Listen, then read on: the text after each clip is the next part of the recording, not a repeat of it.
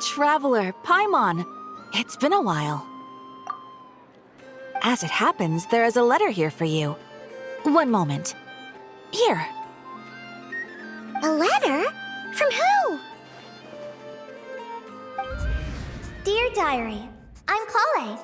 I work as a trainee forest ranger under my master, Tighnari. I'm also studying at the academia. I've been getting better and better at reading lately. Mr. Al-Haytham says that the written word is a crucial medium for exploring the world and understanding oneself. That's why I decided to start this diary. That said, what should I write about? Things are pretty quiet in Sumeria these days. Life is good. Every day is a fulfilling and happy one. When I think back to the days when I suffered from Elazar, or way back to when I was injected with God remains, I am in a much better place now. I hope it stays that way forever. I'll leave it there for now. Master said he'll take me shopping in Sumeru City today, which is great, because I've been meaning to visit the toy seller at the Grand Bazaar for a while now. Kale, time to go. Yes, Master! Huh?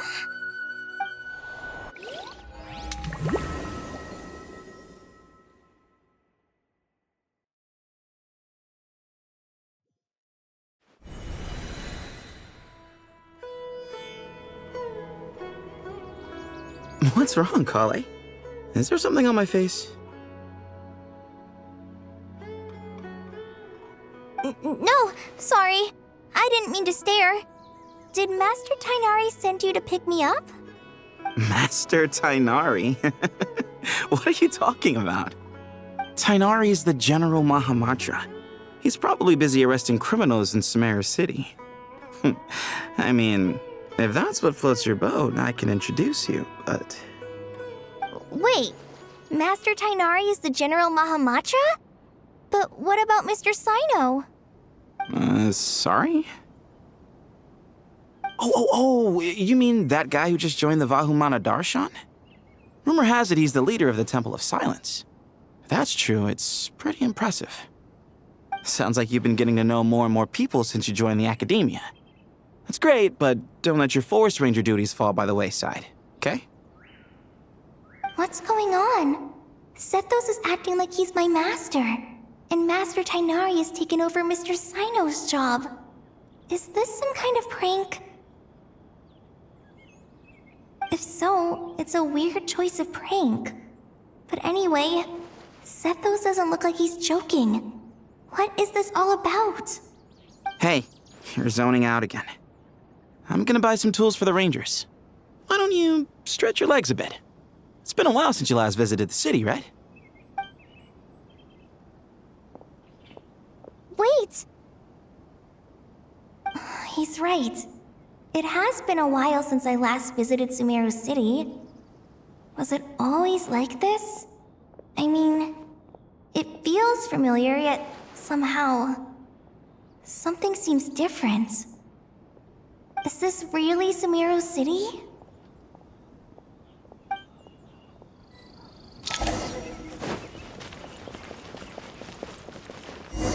Hey, did you see who just walked by? I think she's that famous merc. Hey, did you see who just walked by? I think she's that famous merc. Yeah, it's gotta be her. That red hair gives her away. The Flame Mane. They say she can take down a dozen tough guys with just one hand.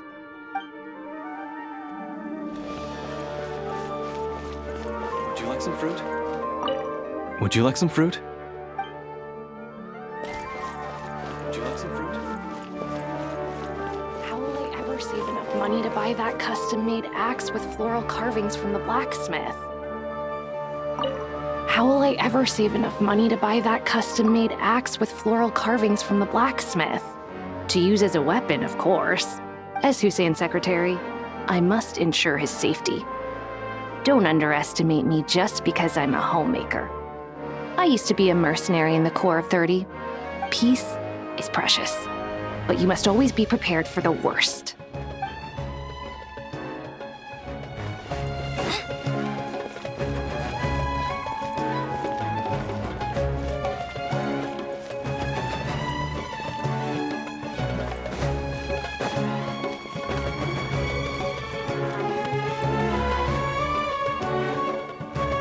Lord Kave Bay, did you get a chance to review this month's accounts?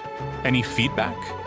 You mean the version you sent over a few days ago?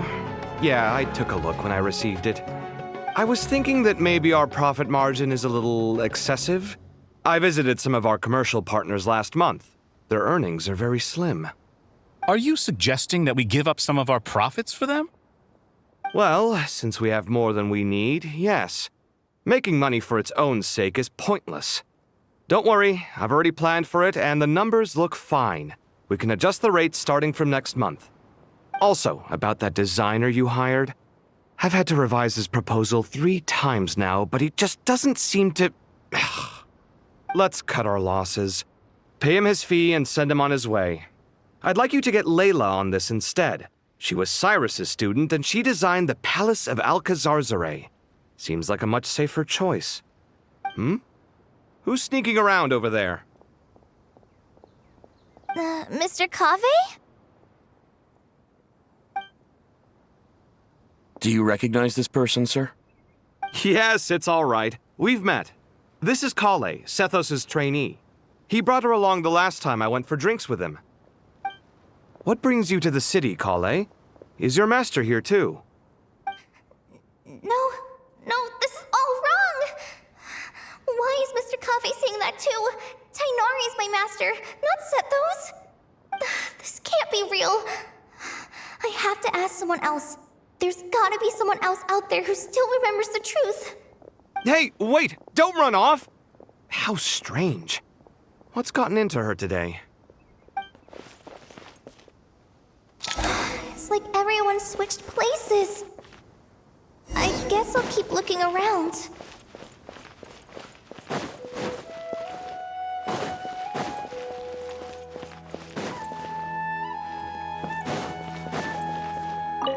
The Grand Sage always used to disappear the moment he got off work, but recently, for whatever reason, he's been seen sifting through records in the House of Dana late into the night.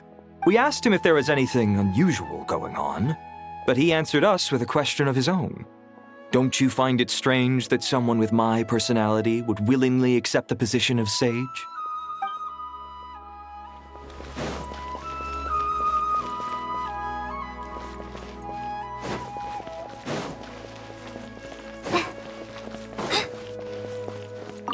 Hey, bud, can I ask you a favor?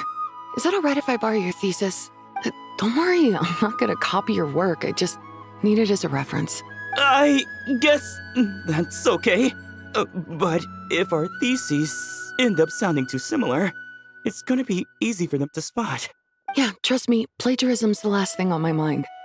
The only reason I ask is it's been really hard to get my hands on any reference material lately. Why don't you go ask the Grand Conservator?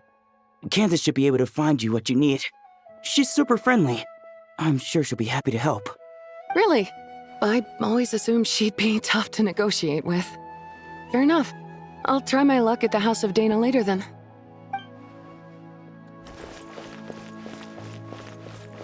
Would you like a cup of coffee?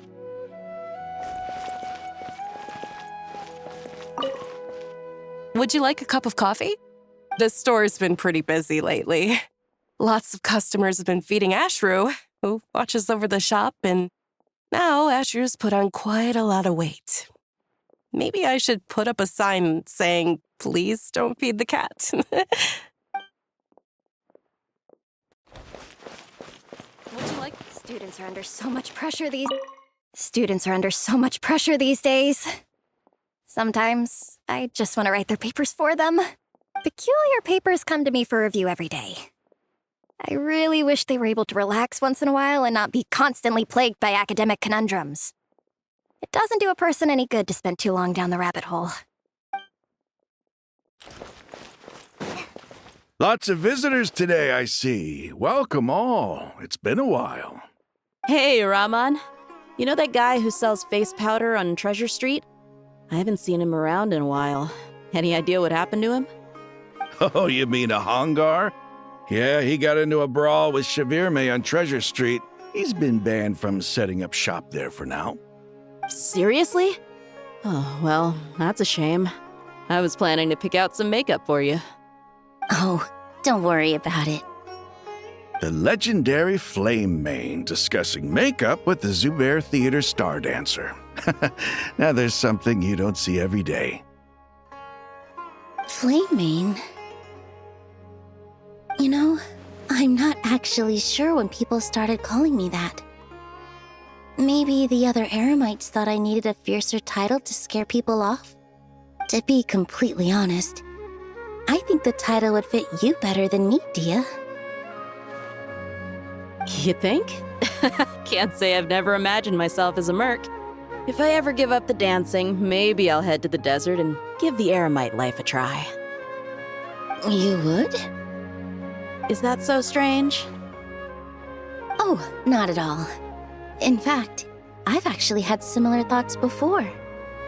If I ever get tired of sleeping out in the wild, I think I might go look for a job at the Zubair Theater. I've adored the dance of Sub-Zeros ever since the first time I saw you perform it. If the chance ever came up, I'd love to try it out on stage for myself. Really?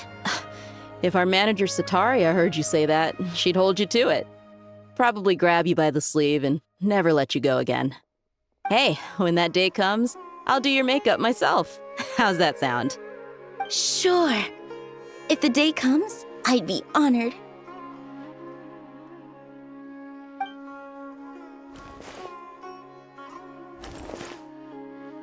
Everyone I know, everything I've ever known.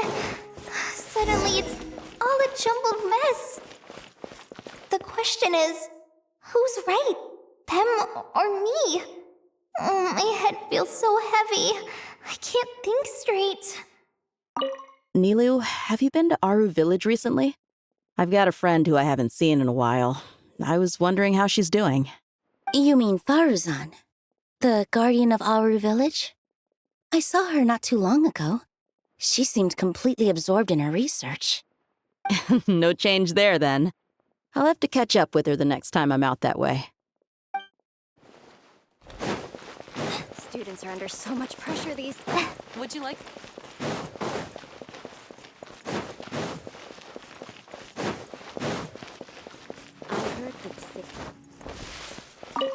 Remember a while back when I was working on a renovation plan for the House of Dana?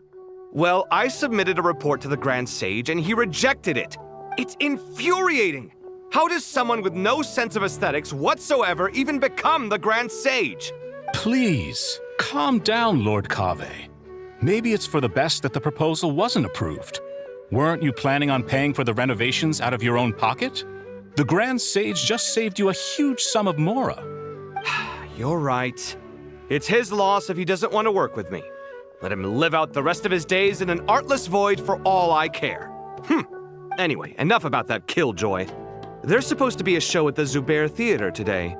Are you guys free later? Tickets are on me if you want to join.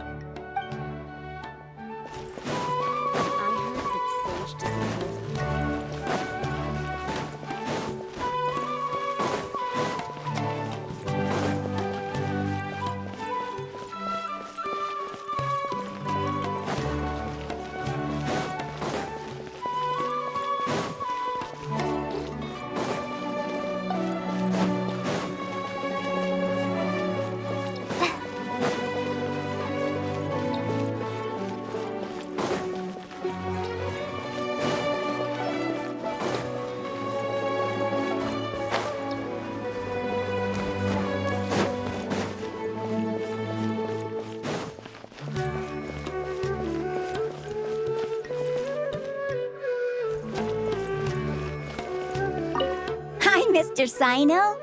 What are you thinking about? There's a chapter in King of Invocations where the spirit of someone who died long ago possesses a living man's body. To the outside world, it looks like he's developed a whole new personality. I was just thinking how terrifying that would be for his friends. Imagine waking up one day to find that a friend of yours has suddenly become a different person. Huh? So what got you thinking about that? I don't know, but something feels off. Everything looks fine on the surface, but can human perception really be trusted?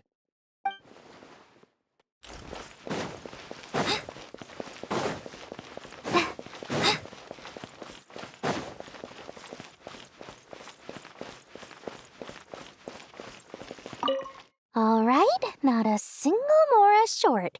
That covers you for this month's rent. What a relief.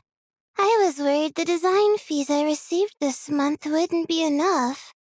Well, next time, don't fret. Just let me know and I'll give you a few days' grace. We've known each other long enough for that. Anyway, how are you settling in? I couldn't help but notice that you're staying up late quite often. Yeah, I can't explain it. I just feel more inspired at night. Once I get in the zone, I can race through a whole bunch of drafts, no problem. But what about you? I keep hearing you sighing these days. Is everything okay? Well, it's just...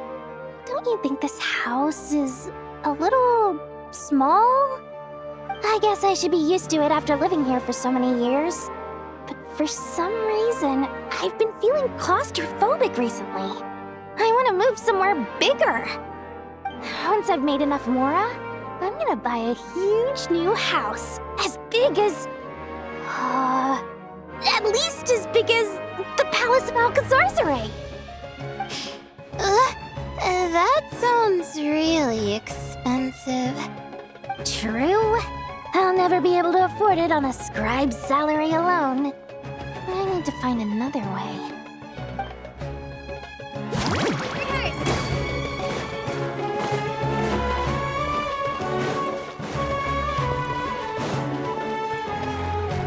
Mahamatra Tainari, we've apprehended the suspect. They say that the fool is prone to blind faith, but the wise man is not immune to it either. Suraj, do you have anything to say in your defense? Tainari, you were the one who turned the sages against me. Just a few words of caution from you was all it took to destroy my research. And now you're trying to stop me again? You should know that mechanical life is the future! We must cast aside our useless flesh and... That's enough. I'm not in the mood to listen to your lunacy. Anyone could tell you how amateur your work is. Karina, Ilias, put him somewhere safely out of the way. Yes, sir. Next on the agenda is... Master? What is it? Wait, did Professor Zahahati send you? She's been encouraging me to take on an apprentice. Might be getting a bit ahead of herself there, though. No, Master! It's me! Kale! Listen to me. Something really weird is going on in Sumeru City. It's like everyone's identities have switched around. You're not the General Mahamatra. You're a Forest Watcher. Just yesterday, we agreed to come to Sumeru City today to go shopping together and... All right, there's no rush. Let's back up a little. Your name is Kale, correct? Although this is our first meeting, you do seem strangely familiar somehow. Is there anything I can help you with? No.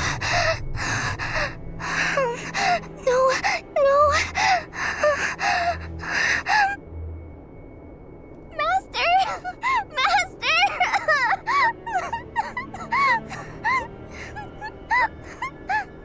What is it?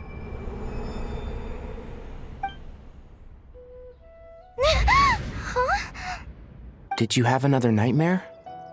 I've told you before, when you're tired, lay down on your back in bed and get some proper sleep. It's much better for you than napping on your front. Poor posture obstructs your breathing, which can lead to all sorts of weird dreams. Now, we're supposed to go shopping in Sumeru City today, remember? Cheer up. I'll take you to Hushang's. I heard he's got some new toys in stock. Go wash your face, take some deep breaths, and when you're ready, we'll head out. Okay. Thanks, Master Tainari. So it was just a dream. And yet, dreams can sometimes be a warning of things that will soon come to pass. Who said that? That dream felt unusually real, didn't it? Here's my suggestion. Since you're heading into Sumeru City anyway, you may as well tell Lesser Lord Kusanali about everything that happened. And just to be on the safe side, I think you should also inform your 2 traveler friends who once helped save Sumeru. I'd write them a letter if I were you. Time is short. A storm is coming from beyond the bounds of fate.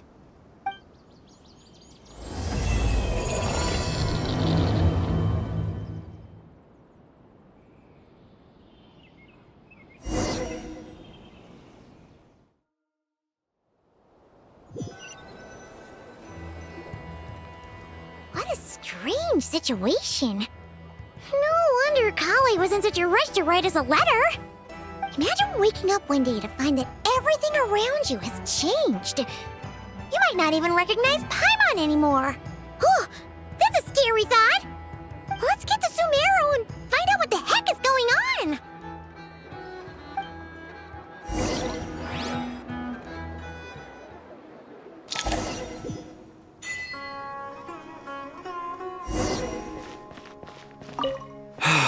I can't believe I have to move so far away on such short notice.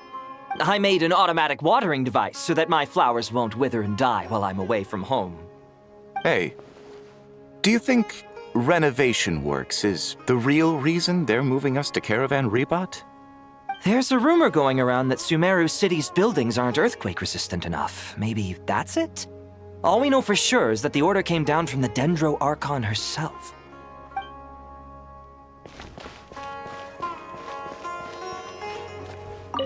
Thank you, Sage Balladuri. You really didn't have to stay with us to the end. Don't mention it. I'm your teacher. It's my job to look after my students. Is Panya doing okay? I think so. She just left the city with her mother. This will be her first trip away from home. She's handling it much better than I imagined. As her father, it's quite a relief. I just hope they have a smooth trip. Pack up your things. It's time we got going too.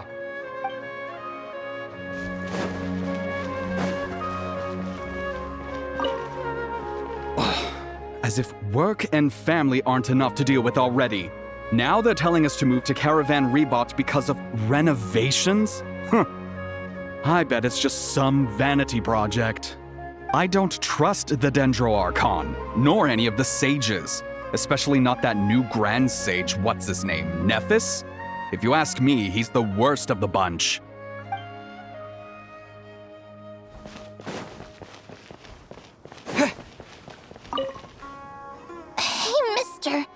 Are you a robot? Shh! Look! He's pretending to be human! He definitely doesn't want anyone to find out he's a robot. I am a robot. I was designed to infiltrate the human world undetected. My mission is to find an opportunity to destroy humanity. I knew it! It's just like in the picture books. What do we do? We're the only ones who know his secret, right? Surely he won't silence us for good. You have discovered my secret. Now I must take you as my prisoners. I will tickle your feet until you join the robot army. Don't be afraid. I'll protect you. Take this, robot! Ow, ow, stop, stop! I was just kidding. I'm human. I'm human! Hey, mister. Shh! I am I was designed. I knew it! What do you have discovered? Don't be afraid. Ow, ow, stop, stop! I was just kidding. I'm human. I'm human!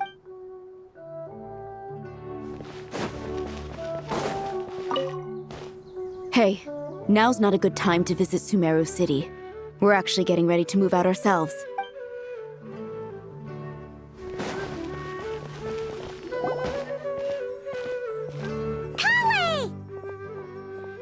Traveler! Paimon! Thank goodness. I'm so glad you made it. Of course! We won't let anything happen to you, Kale. So, what's going on in Sumeru City? Looks like lots of people are moving or something. Yeah, I was just gonna say. After I wrote my letter, Master and I went to Sumeru City and told the Dendro Archon everything that I experienced, from start to finish. She was silent at first. It seemed like she was deep in thought. Then the next day, We got told that she was ordering everyone to leave Sumeru City immediately and move to Caravan Rebot. The entire population of the city has to move? Not just Sumeru City. The evacuation also includes Lokapala Jungle, Avidia Forest, Ashavan Realm, and Ardravi Valley. Basically, everyone living in the rainforest must temporarily relocate to Caravan Rebot. Holy smokes! It's crazy! Yes, it's quite an operation. Even if people only bring the bare essentials, the scale is simply enormous. They've requisitioned almost all the Sumpter Beasts in Sumeru for the task, including the entirety of Dori's Sumpter Beast Park. The Dendro Archon said that what Kale experienced was not a dream, but a warning. After our meeting, she immediately summoned the 6 sages to analyze the situation and discuss countermeasures. They concluded that the events seen in the dream are very likely to become a reality, and that an unknown danger is rapidly approaching. Oh, please keep that to yourself. We don't want to cause widespread panic. The official reason they've given is a large-scale renovation of the rainforest ecosystem. People are skeptical, but there haven't been any major incidents. So far, at least. The Dendro Archon seemed really worried when we spoke to her. She said you can go visit her in the Sanctuary of Surasthana when you arrive. She also said she'd hold out until the very end. Tighnari? Kale? You got a minute? I need a hand here. One moment, I'll be right there. As a forest watcher, I've been tasked with assisting with the relocation work. There's a lot to be done, and they need all the help they can get. This will be the final group of evacuees from Sumeru City. While they're away from home, they'll be heavily reliant on outside help. Thank you for coming in our time of need. As you can see, another crisis is upon us. Excuse me, sorry to trouble you, but could you help an old man find his medicine? It's buried somewhere in my luggage. Where's my mom? Where did she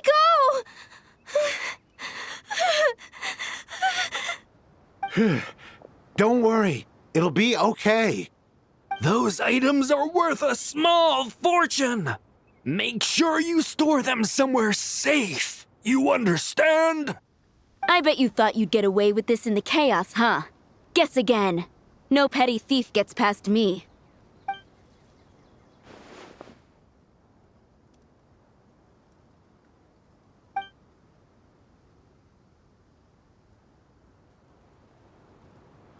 We should go help the evacuees. See you around. I'm so glad that you believed me and came all this way to help. It means a lot. Please stay safe. Don't worry. We may not know exactly what's going on yet, but as long as we stick together, we'll find a way through this. Goodbye! Look after yourselves! Will do. See ya! Paimon's not sure how she found the words to comfort Kale because, honestly, she's kind of nervous herself. Let's head to the Sanctuary of Surasthana and see Nahida.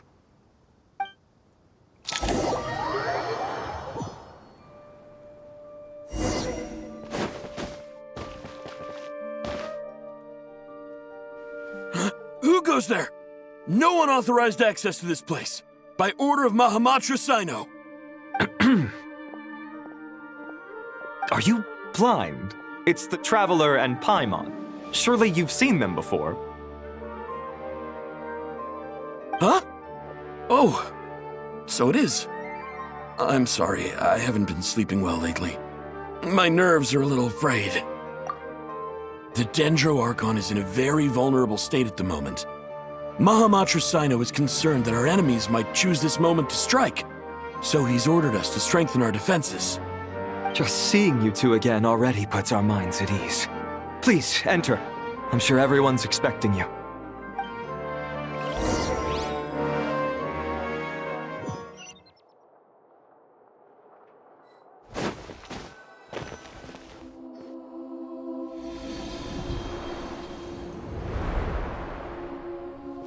Traveler, Paimon, you made it.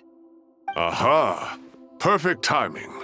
Reliable helpers like you are just what we need right now. Oh, it's good to see everyone again. Kale gave us a rough idea of what's going on, but we still have a lot of questions. What kind of danger is Sumeru City in exactly? And how come everyone has to move to Caravan Rebot? At this stage, we can't be certain. We're investigating, but no definitive answers yet. I take it that Kale told you about her strange dream? Yeah. Apparently, everyone in Sumeru City was acting super weird. Even you guys. It was like you'd all switched places. That's right. Kale and Tainari reported the situation to the Dendro Archon. She believes that it wasn't merely a dream, and that whatever it was has something to do with Irminsul. It's a reasonable inference. Only through Irminsul can people's memory and cognition be so significantly modified in such a short time. We don't know why Kale would dream of these things, nor who was trying to warn her. The Dendro Archon decided to connect to Irminsul to investigate more thoroughly. Irminsul is connected directly to the ley lines. The tree serves as a central hub where the ley lines converge, and its core function is to record and store the world's knowledge and memories. But something has gone awry, severely compromising the performance of this core function. Information is bottlenecking inside Irminsul, hampering the ley line's flow. If this continues, new information will languish unrecorded, with existing records thrown into disarray. In short, the souls of the dead will be stranded, while the living have their sense of reality warped. In the long run, Kale's dream could well become a reality. And that's just the beginning. There's no telling what other nightmares could end up coming true.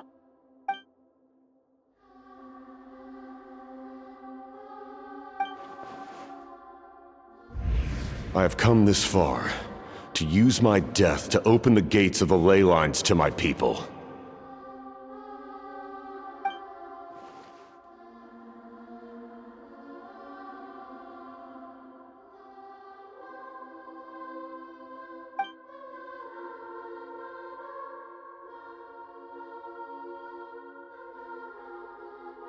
Faced with a growing backlog of information, the Dendro Archon decided to connect herself directly to Irminsul and take over the recording and processing function herself. But it is an almost impossible task. Individual brains aren't equipped to deal with the sheer volume of knowledge and memories involved. All that information flooding in at once would instantly fry any human mind. And for a god, even for a god, the suffering must be unimaginable. The Dendro Archon's power originates from Irminsul. Any issue with the tree itself takes a toll on her to begin with. On top of that, she's subjecting herself to the grueling task of processing all that data. It must be torture for her.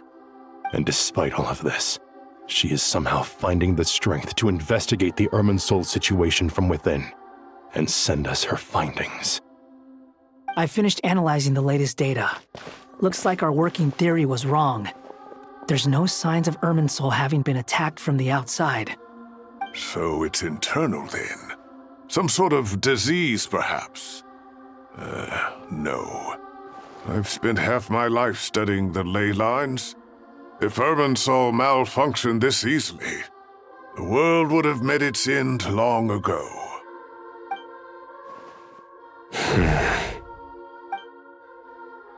Cyno? What is it? Not long ago, I got a tip from the Core of 30 that a large number of unidentified merchant caravans had recently been spotted entering Sumeru through Beta Harbor. At first, I suspected that they might have something to do with all this, so I sent some people to investigate. But if Irminsul wasn't attacked from the outside... Don't you think there are more important things to worry about right now than guessing who's behind all this? It's been over 12 hours with no new intel. If even the Keeper of Irminsul is this badly affected, you can imagine how bad things are in there.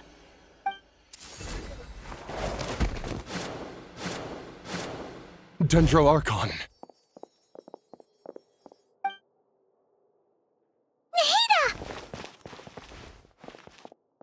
What's wrong? Her breathing is weak, and her elemental energy levels are dangerously low. Looks like it's time to move to the backup plan. What's the backup plan? Get out of the city and take the Dendro Archon with us.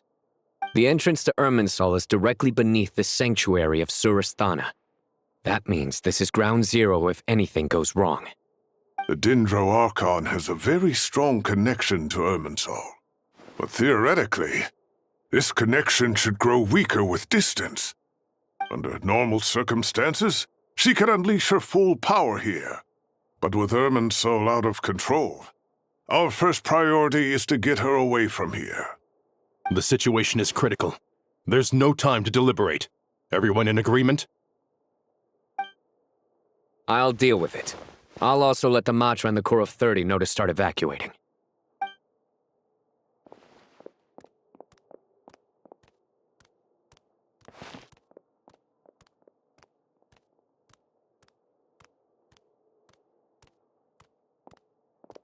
Let's go. No sense grieving when there's nothing more we can do. Agreed. We'll be back as soon as this is over.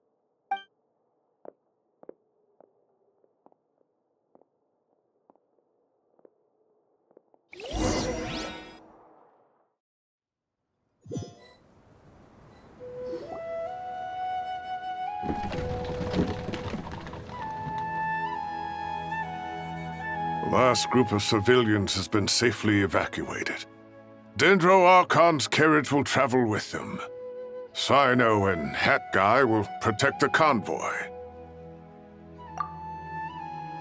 With the Dendro Archon in a coma, we've lost our means of investigating the situation. And with Irminsul still deteriorating, we have no choice but to evacuate Sumeru City. Feels as though we're being pushed along by an invisible hand. Stop moaning, Cyrus. We're the teachers here. We should be showing a little more confidence, don't you think? A wise judgment. Let's move out to Caravan Rebot.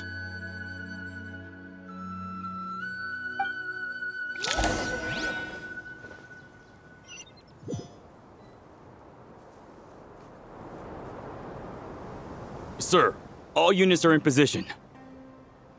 Good. Everything is going to plan. Interfering with Sumeru City is a necessary step, so do not hesitate.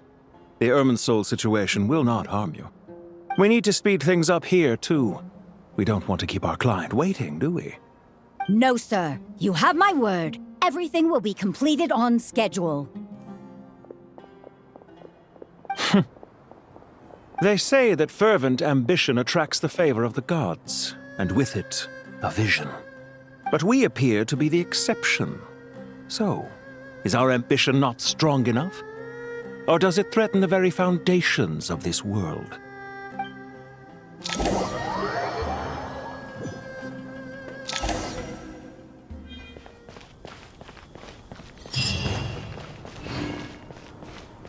That guy!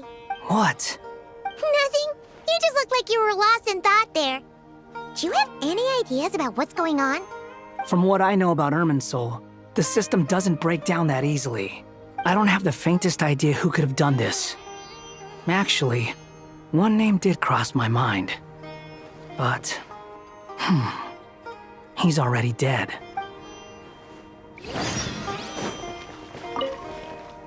So, can I assume that this period of time away won't count as part of the rental period? Maybe we should deduct it from next month's payment. Sure. Great! Wait, why are you suddenly being so reasonable? What's the catch? I'm always reasonable with rental payments. Like the time I refused to let you use that wine you brought home as collateral. That was a perfectly fair request, and you know it! Everyone runs low on funds now and then, don't they? And that bottle of wine wasn't cheap. You ought to be thanking me. Anyway, Sumeru City should be empty by now, right? With no one at home, I've been worried about security. I'm worried about burglars. What would they steal? That new scroll you bought? Ah! I'd almost forgotten about that. Oh, I only went and hung it up in the most conspicuous spot in the house. If anyone breaks in, it'll be the first thing they see. Well, no one but you gave it a second look while it was on display in the shop. I doubt anyone would go out of their way to steal it. You say that, but what if there's a thief out there who shares my aesthetic tastes? Then you can only hope he shares your taste in expensive wine as well. Always worth having some collateral. You!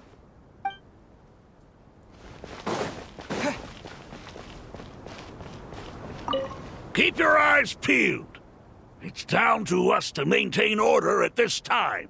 This is a direct command from the Mahamata. Everyone stay vigilant.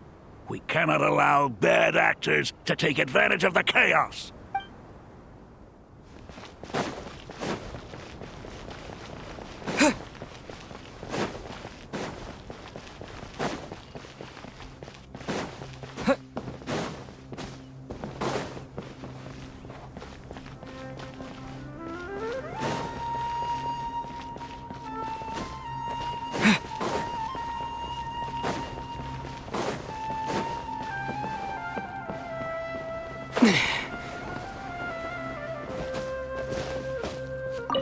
Take this medicine and get some rest. Long journeys are fatiguing at the best of times, and it's taken a toll on your health. Please focus on recovering for the next couple of days. Got it. Thank you.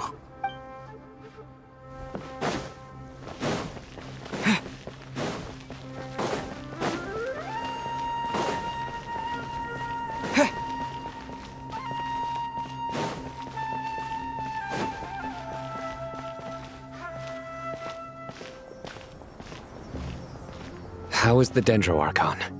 Her breathing is steady. I prepared some therapeutic incense for her, but it hasn't had much effect. Her vitals are still very weak. Based on the information you've provided, I have a working hypothesis. Her condition is partly due to Irminsul's influence, and partly due to a physiological imbalance caused by the rapid depletion of her power. Elemental energy usually flows through the body at a relatively constant rate. The body grows accustomed to this rhythm, so when it's thrown out of balance, physical symptoms will appear. Is this similar to the ley lines? Overloading and withering both directly affect their vitality, potentially causing irreversible damage. Correct. From a biological perspective, if you overexert yourself, you pay the price with your life. The Dendro Archon is not only drained of power, but her life force is at a critically low level. Is there any way to restore her health? I know the ley lines have strong self-healing abilities. As long as any blockages or pollutions are dealt with, they can quickly regain their vitality.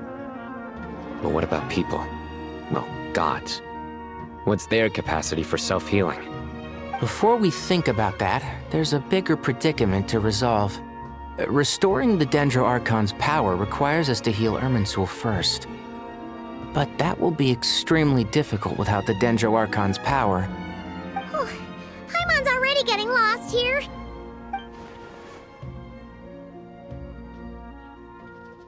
Master Tighnari and Cyno look so serious. I've not heard Master speak in this tone for a long time. Tighnari. Master Nephis, sages. Tighnari, haven't seen you in ages. Have you gotten taller? Or did your ears get longer? Hopefully the former, Uncle Baladuri.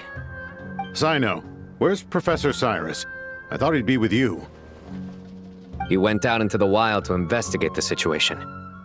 He said that the Irminsul anomaly will likely start to affect the real world soon. He shouldn't be trotting around alone at his age.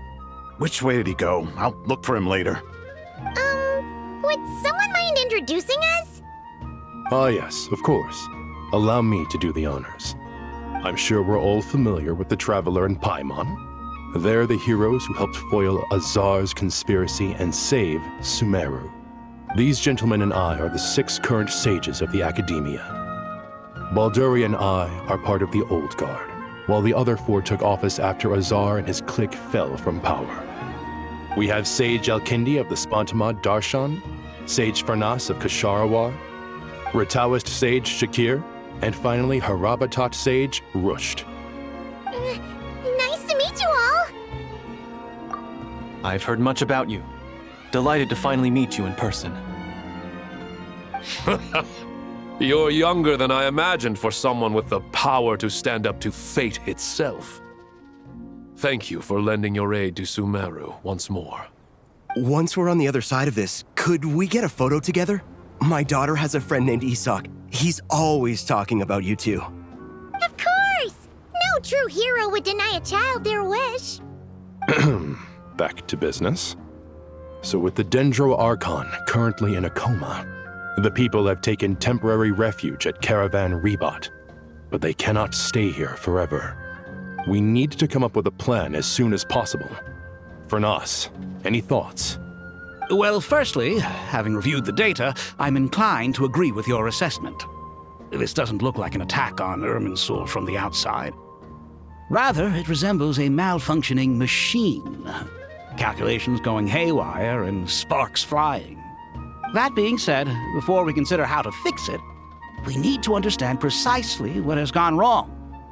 Furthermore, we somehow need to ascertain this without relying on the Dendro Archon's power.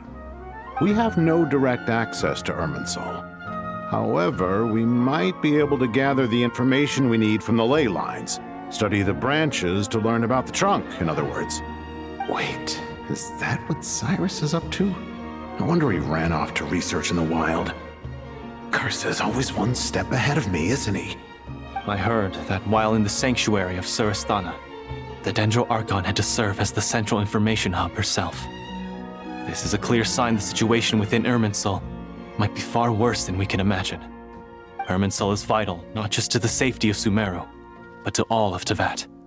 We must be the ones to bear responsibility for this world.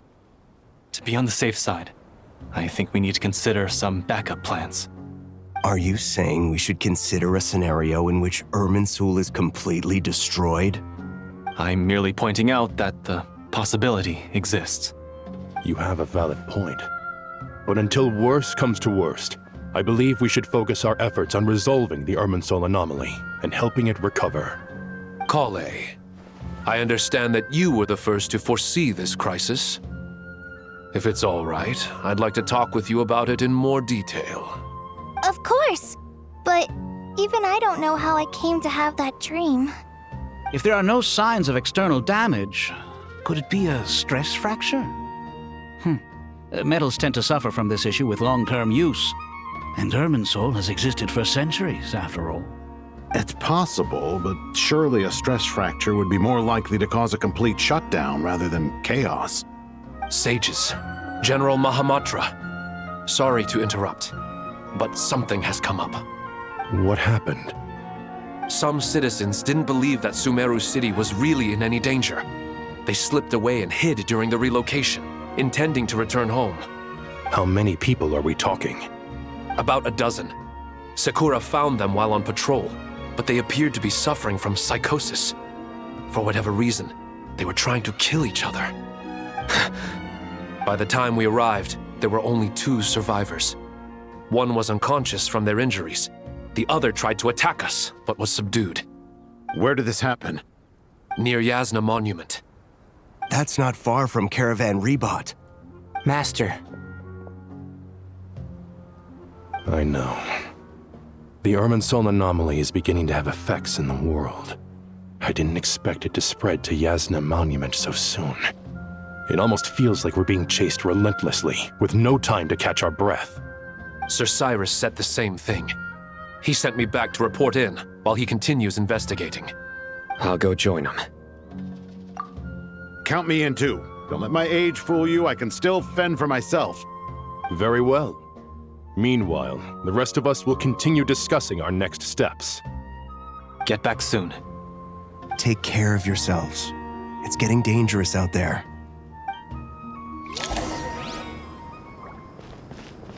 I thought we'd be safer once we got to Caravan Rebot. If the Irminsul anomaly's sphere of influence continues to expand, our only option will be to move into the desert. To Aru Village? We should check if they can accommodate so many people. Essential supplies will also become an issue. We were only able to relocate here so quickly because Caravan Rebot is well stocked. If we move to the desert, we'll need to carefully calculate how much food and water to bring. Don't be nervous, Kale. I just wanted to ask, have you ever had similar dreams to this one before? Similar how? Dreams so vivid, they seem real. Filled with strange or dangerous things that you cannot explain. Let me think. There was one time, I don't remember it very clearly, but I saw fire. Fire? Yeah. I wish I could give you more details, but all I remember is fire everywhere. From the sky to the ground, everything was burning. The heat was unbearable, and ashes were blowing in the wind. I doubt this dream was a mere coincidence. Perhaps it was some kind of prophecy? And yet, you've never studied astrology. I'm at a loss to explain it.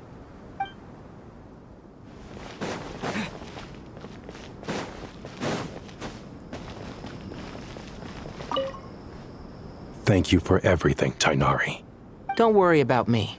I'm fine. But if you don't mind me saying so, Master, you're looking a little nervous yourself. I only just got appointed as Grand Sage, and now this happens. It's quite overwhelming. Looking back now, I don't think I handled the situation with Azar very well at all. Yes, I protested, but I went about it the wrong way. Instead of helping, I just ended up getting locked away. Now that I'm the Grand Sage, I have to be responsible for everyone's lives, including the dozen or so who fled to Yasna Monument. I can't help but blame myself for their deaths. It's only natural that you want to do the best job you can, but Master, we both know perfection is impossible. You're right. We may well be heading into the desert before long. Feeling up to it?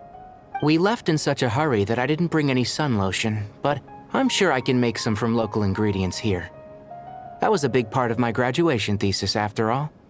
Still remember? Of course, like it was yesterday. I remember asking you if you'd like to stay and teach, but you turned me down without a moment's consideration. Anyone else would fight tooth and nail for the chance to research by my side, but you couldn't get out the door fast enough. Weren't you afraid I'd hold up your thesis and stop you from graduating? If you'd pulled a move like that, I would have reported you to the Matra right away. You wouldn't give me a second chance? What about the bond between mentor and student? No, Master. I would not sit by and watch you go astray. Very good. Then I taught you well.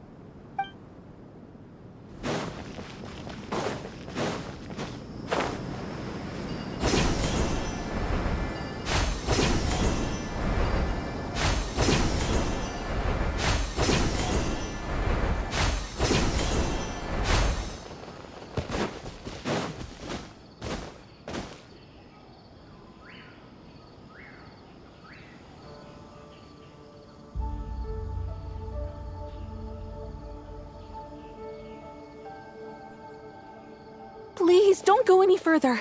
As you get closer to Sumeru City, there's no knowing what dangers you might encounter.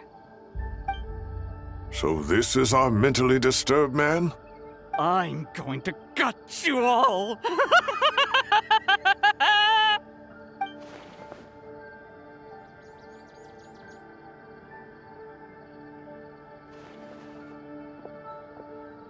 Cyrus, you didn't even bring a single guard?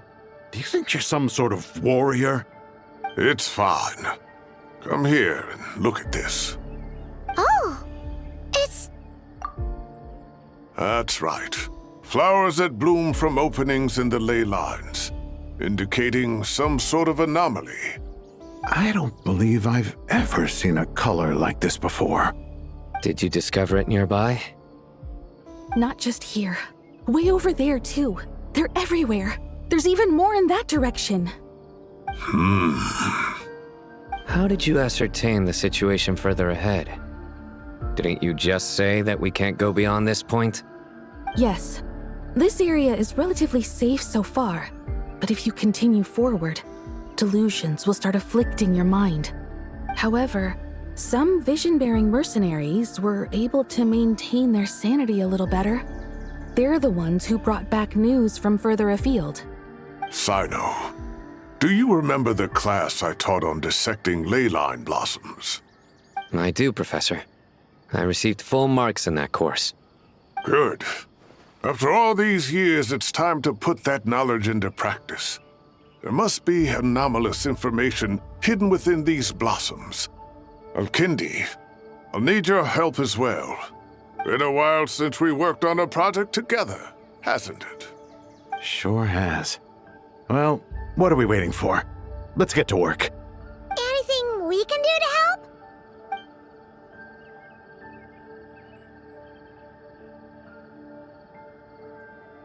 Will you need my help?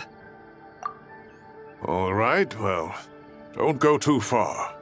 There's too many unknowns at this stage. Let's regroup at Caravan Rebot later. Don't worry if you don't show up. I'll come and find you.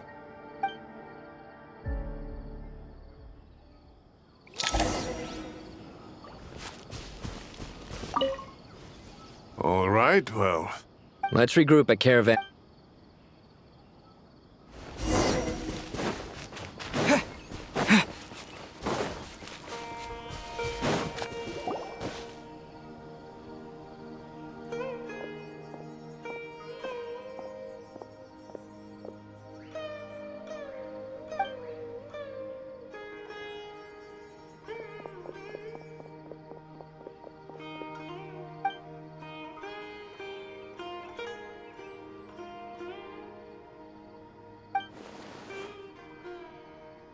That should be the heart of Oasis. All we need to do is light it with the fire seed, and it'll restore a pep with elemental power. The damage it suffered internally will also slowly begin to heal.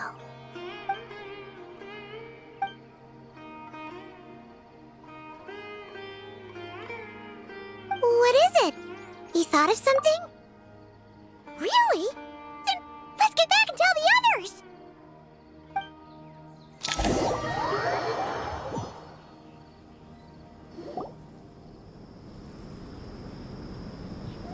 Whew. Glad to see you've returned safe and sound. Any longer and we would have gone out looking for you. Well, this is a nice surprise.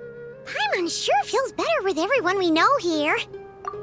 We've made some progress, so let's start by giving you and Paimon a quick update. By dissecting the ley line's blossoms, we've been able to deduce that although Irminsul is experiencing an anomaly, it has not completely rejected access from the outside. The Dendro Archon has the power to connect to Irminsul, but there's also another way. I assume you recall the devices everyone was wearing when you first arrived in Sumeru? Devices? Oh, wait. You mean... The Akasha terminals? That's right. Of course! It's been so long, Paimon almost forgot all about the Akasha. Wasn't it shut down, though? Yes, but although the system isn't currently operational, the technological infrastructure is all still there. And it turns out that a certain someone gets so bored at work that he's actually read through every single one of the instruction manuals. No prizes for guessing who that was. If praising others is that embarrassing for you, you can simply spare yourself the ordeal. As much as it pains me to say anything nice about him, there's no denying his intelligence. He rarely forgets anything he's read.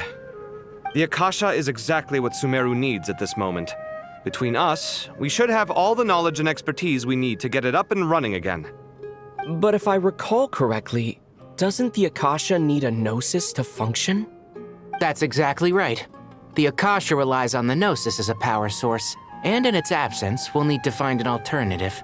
To tackle this problem, it looks like we'll be relocating once again. Namely, to the Temple of Silence.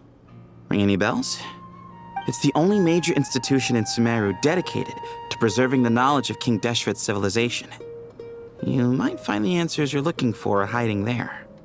I agree. There's a good chance. Master Nephis and the other sages have discussed it. As the chaos from Irminsul continues to spread, Caravan Rebot won't be a safe haven for much longer. We have to move into the desert next. The scholars and sages will head to the Temple of Silence, while the civilian population seeks refuge in Aru village.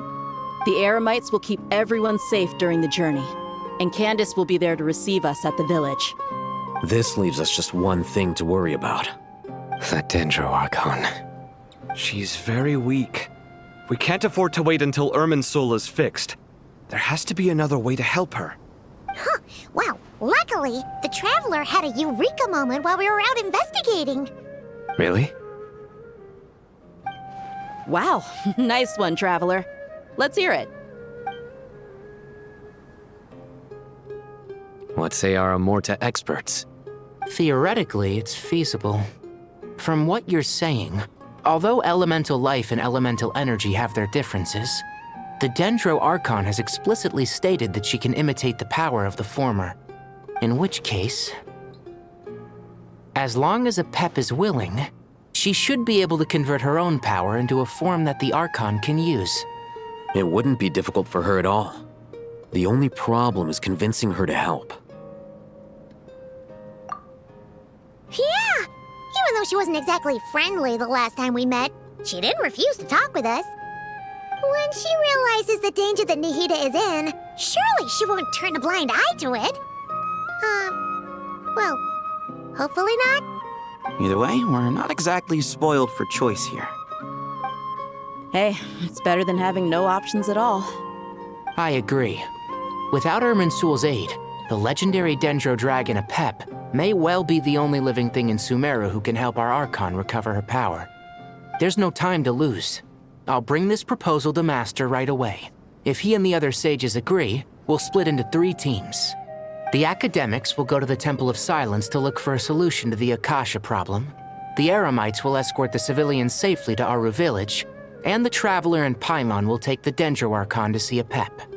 There's still a long road ahead, and no knowing if we'll make it. But at least we have a direction now. I'll take it over floundering around in confusion. If there are no objections, then let's proceed. But before we adjourn, I would like to leave you all with some parting words. No matter the distance between us, there will always be an invisible force tying us together. May the bonds forged in the past shine bright like stars and open a new path before our feet. Huh. Is that from King of Invocations? No. This one's from King of Invocations, the sequel. What's the difference? The sequel's much cooler. Couldn't agree more. Well, it was very apropos. Once this is all over, I'll give everyone a copy of King of Invocations and the sequel to show my gratitude. Come on, let's get moving.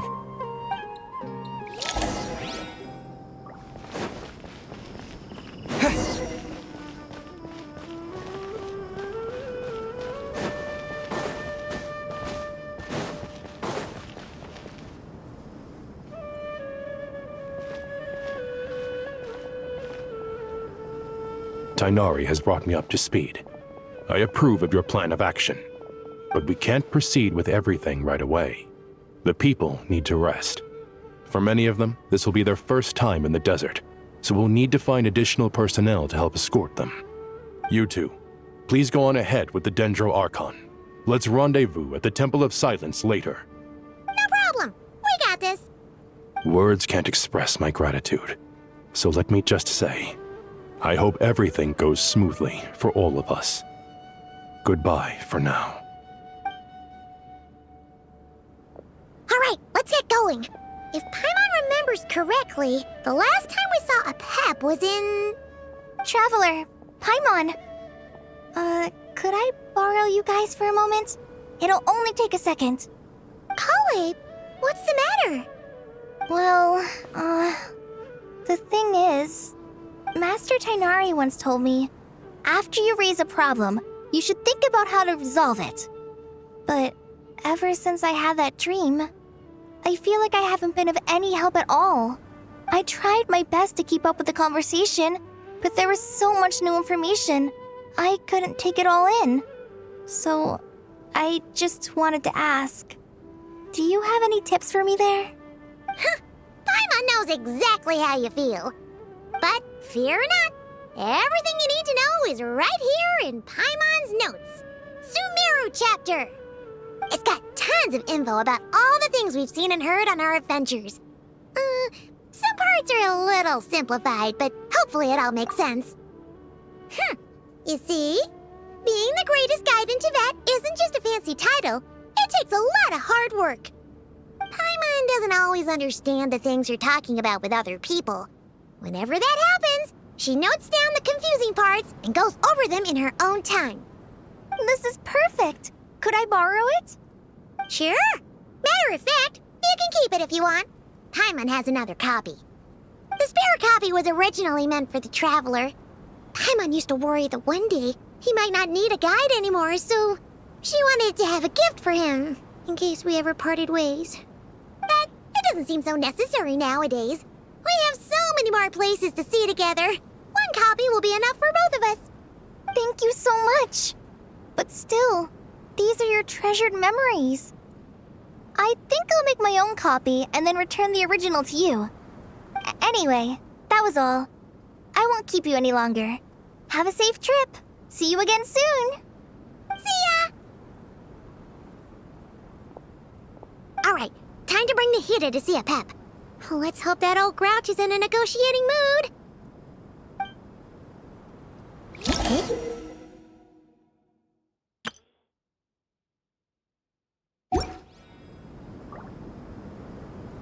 Actually, never mind. In a Pep size, Nervalet's probably one of those dragons who's grown too close to humankind. They might end up fighting for all we know.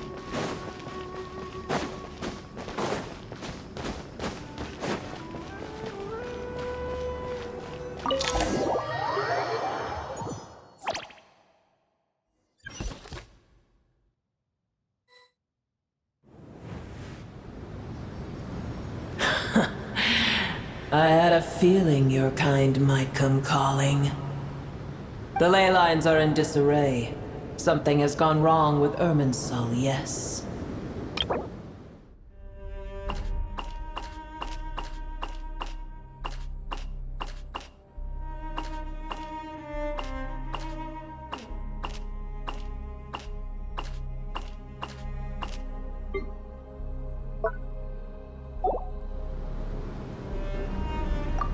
Even from a great distance away, I can sense that Sumeru is headed for destruction.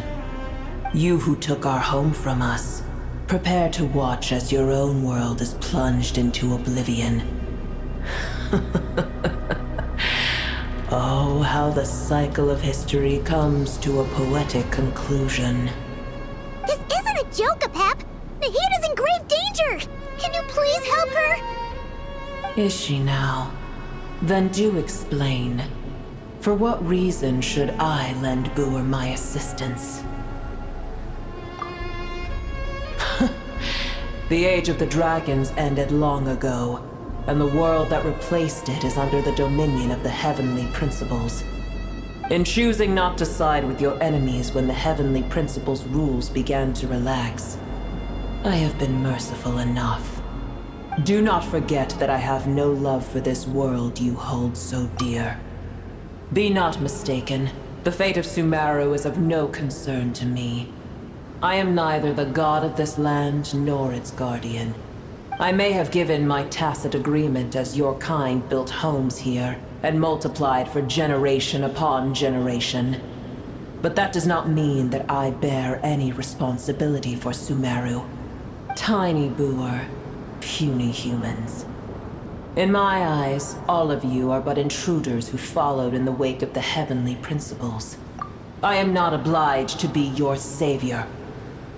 Apep, if you truly despise gods and humans so much, well, after the great humiliation of being helped by a god in the past, shouldn't you be jumping at this chance to balance the scales? Now that is a compelling reason. When El Ahmar plotted against me and I was tortured by forbidden knowledge, it was Boer who saved me from agony.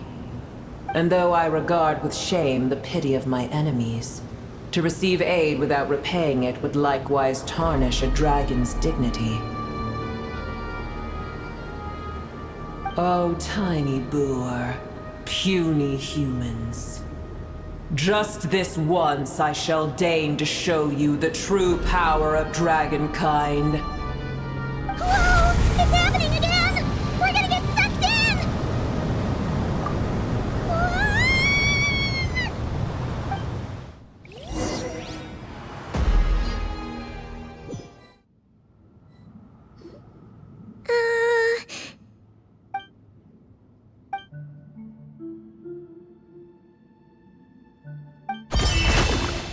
It is done. The heart of Oasis is supplying her with life force as we speak. It shall not be long before she recovers. But I should warn you, Boor's existence is closely intertwined with Irminsul. Unless the issues plaguing it are resolved, she will never completely recover her former strength. Thank you. Spare me your words of gratitude. You may also spare me your feigned concern.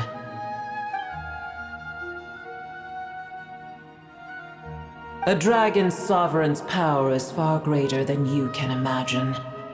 While I was indeed weakened when the heart of Oasis ran dry, providing Tiny Boor with a morsel of my life force shall have little consequence for me. Oh, good to hear.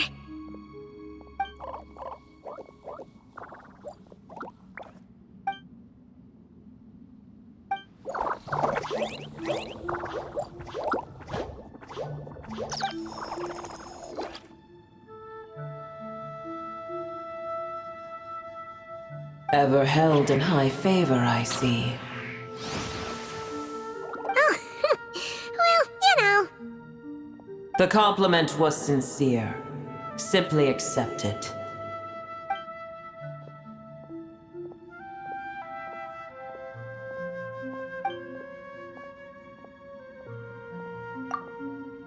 I did once. That tree was not planted by the heavenly principles. Irminsul existed before they ever arrived in Teyvat. What? There was a time when it belonged to Teyvat, to dragonkind. Its appearance and function then differed greatly from today. The ley lines flowed with an abundance of a familiar, primitive form of elemental energy. You may know it as the power of the Light Realm. The heavenly principles usurped and refashioned Irminsul, made it serve humanity, and used it to anchor the fate of the world. Yet in the end, humanity has failed to protect it. Heavenly principles, God of gods. It makes me sick. The enmity between your kind and mine can never be bridged. As things stand today, holding a grudge against you would serve no purpose. But there will come a day when we reclaim this world for ourselves. The opportunity will arise no matter how long we must wait. I can already sense that far away from here, the Hydro Dragon has wrested his authority from the hands of the usurpers. Though we have yet to meet, I know that we are both preparing for our revenge day and night. Uh-huh.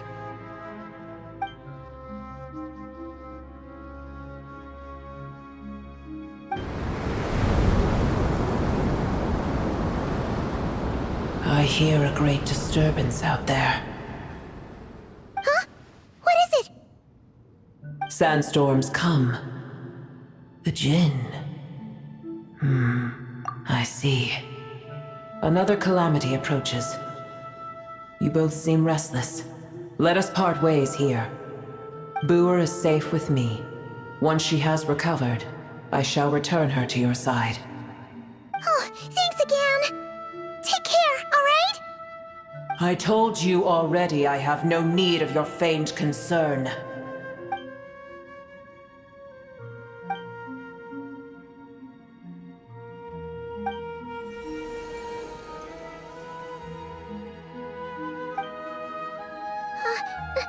Nahida? You're awake! Are you okay? Cease your interrogation. Yes, she awoke for a brief moment, but she has now lost consciousness again. Take it. We shall talk more at another time.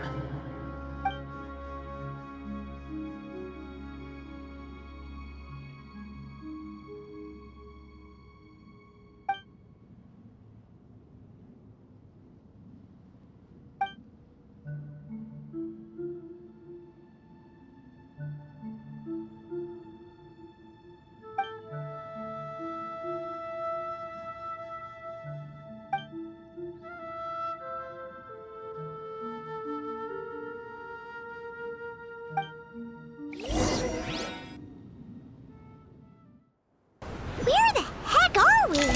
Did you just dump us in the middle of nowhere? Wait. No. Paimon remembers now. The Temple of Silence is over that way. Come on, let's go find the others.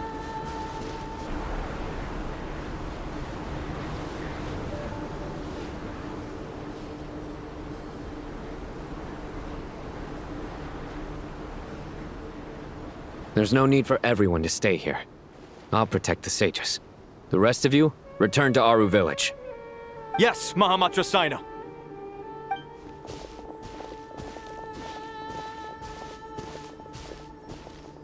Cyno!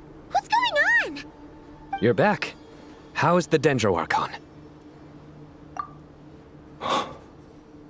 What a relief.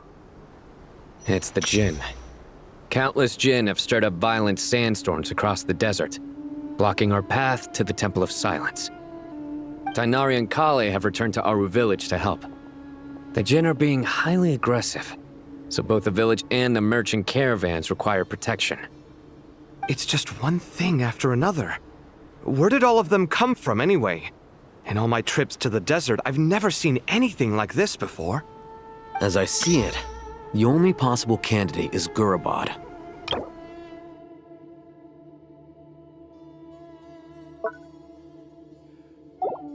Gurabad? Baladuri could explain in more detail if he were here. All I know is a rumor I've heard about from previous trips to the desert. Supposedly, a great number of dormant Jinn lie sealed beneath that city.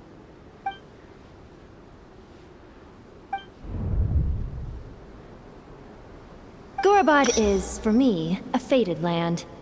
I must therefore return back to this city, where my destiny awaits me still. My master, I am sorry that I couldn't stay by your side for long, and that I could not have more time to get familiar with you. Lilipar. Yeah, we once said goodbye to a friend there. Well, maybe not a friend exactly, but someone we met on the road anyway. She was a strange bottle. If we can find a way to wake her up, maybe she can help solve the situation in Gurabad. Well, be careful.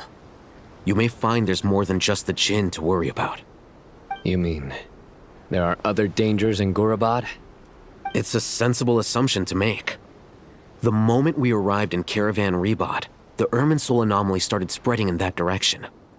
Now we've moved to the desert, and suddenly we're plagued by Jinn and sandstorms. To call it a coincidence would be a stretch. Don't worry, we've gotten a lot stronger since our last stint in Sumeru.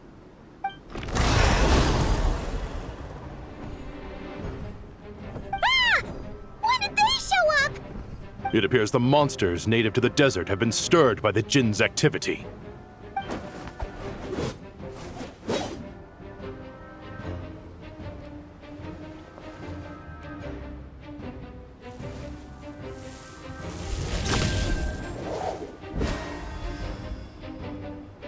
You should get going. We'll take care of things here.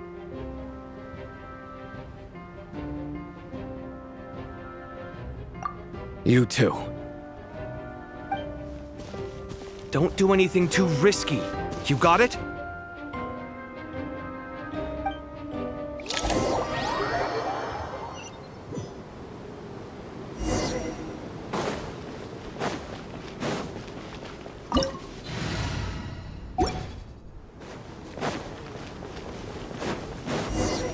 The Jinn are swarming out of Gurabad!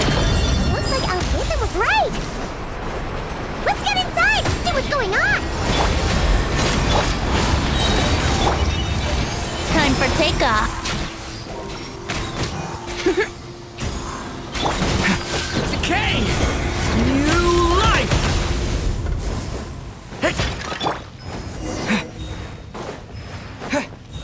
They just keep coming!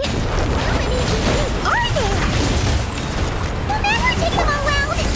Let's just head further inside for now! Target spotted! All units at the ready. The Fatui? They must be using this place as a stronghold! Are they the ones behind all this? Think you can get away? Here we go. Didn't take too long. Fighting Jin with one hand and Fatui with the other? This is pure chaos!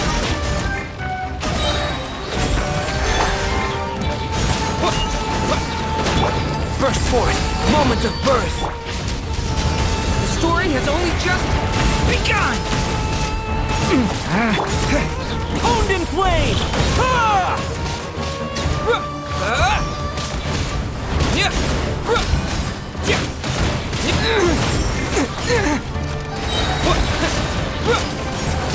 This is not the end. This! Stay back! A turning point? Here we go. Time for takeoff. Scorch and burn!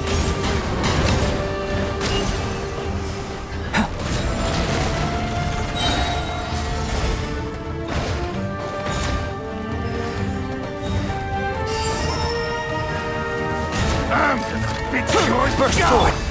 Stay! Brace yourself. Feel this ancient power. Time! Big one! Here we go. Fix it.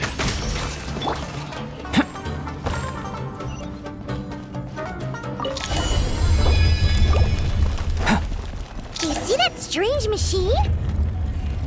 Paimon has a sneaking suspicion that that's the thing wrecking Gurabad and setting all those dangerous Jin free!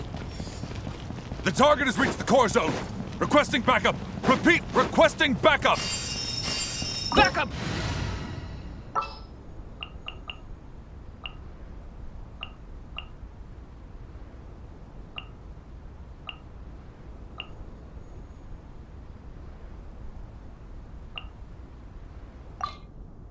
The campaign begins.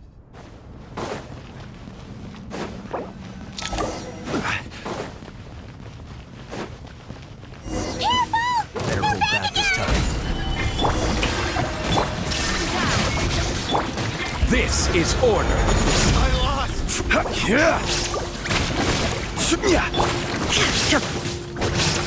There is no escape! Torn to oblivion!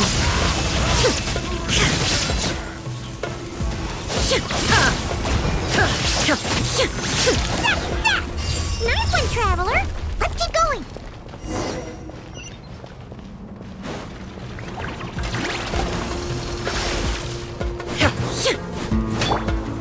Gather!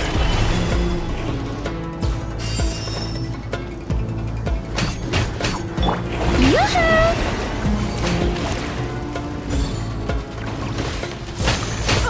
This hunk of Jin's gone kaput! Now we can finally... It seems my subordinates failed to stop you in your tracks. Apologies, sir. There is no need to apologize. You did well to hold your ground against such a powerful adversary for as long as you did. I must commend your courage and perseverance. So, you're in charge here, huh? First the problems with Irminsul, now this mess in Gurabad? Are you the ones responsible for all this? I'm afraid I cannot answer that. I assume you aren't naive enough to expect answers from an enemy.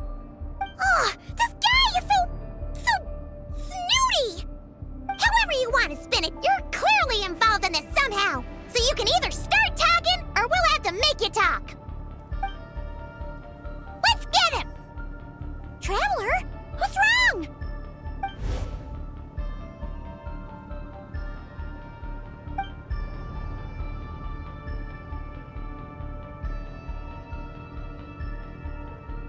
You're remarkably calm. Some would act more rashly upon finding the ringleader all alone, but you keep your cool. Even as your enemy, I must applaud you. Did you show yourself just to say that? Is this you trying to take back control of the conversation? Unfortunately, I really don't have anything to say to you. I am here merely to indulge my own curiosity. Your names are well known among the Fatui. Naturally, I wanted to observe you up close while I had the chance. Hey! Don't treat us like we're some kind of exotic animals in a zoo! Oh, I wouldn't dream of it. You seem rather predisposed to misunderstand me. I'm quite aware that you are both heroes of great renown. You have resolved crises in many nations and won countless allies along the way. I've been following your adventures with great admiration. My only regret is that the trajectory of your journey conflicts with our goals. What do you mean, admiration? Sorry, but that sounds pretty weird coming from you.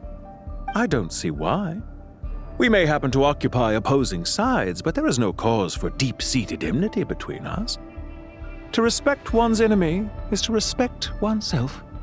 Well, now that you're observing us up close, what do you see?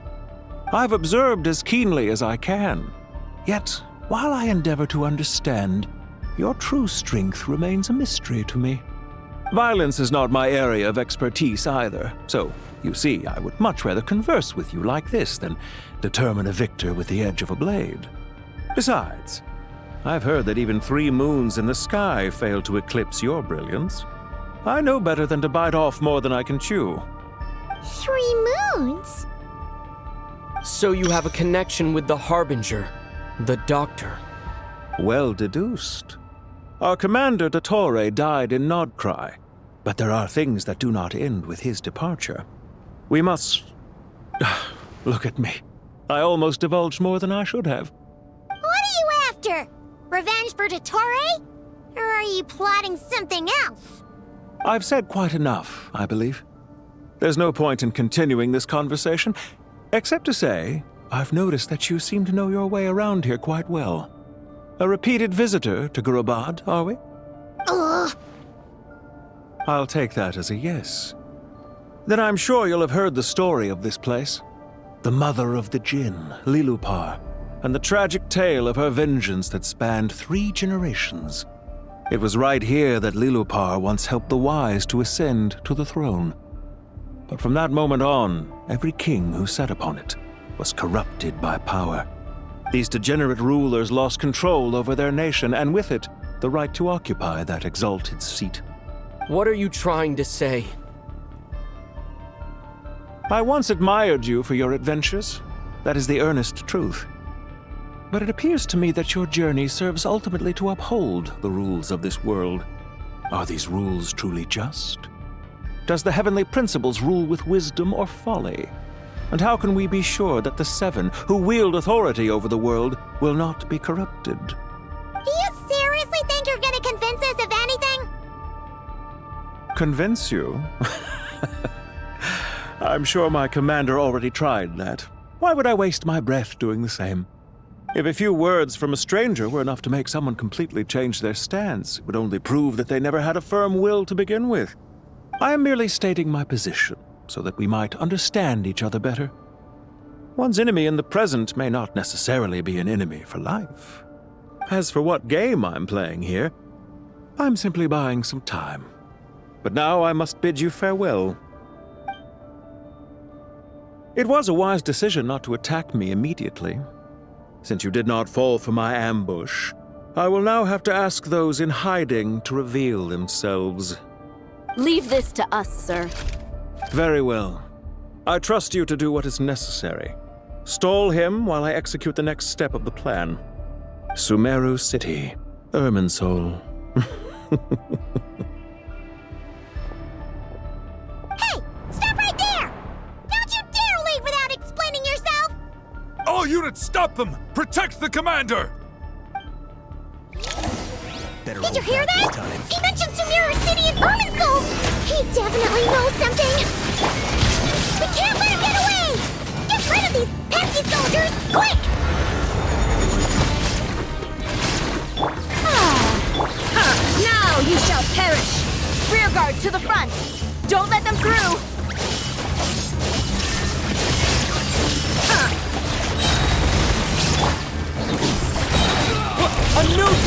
ride this! Get that thing in position!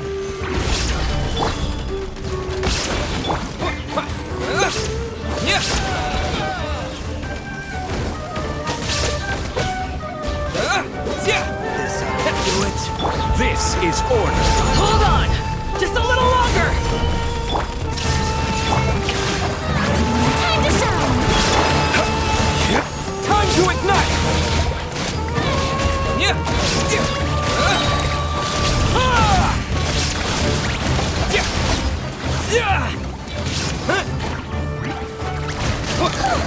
We finally beat them! That mysterious guy can't have gotten far! Let's catch up with him!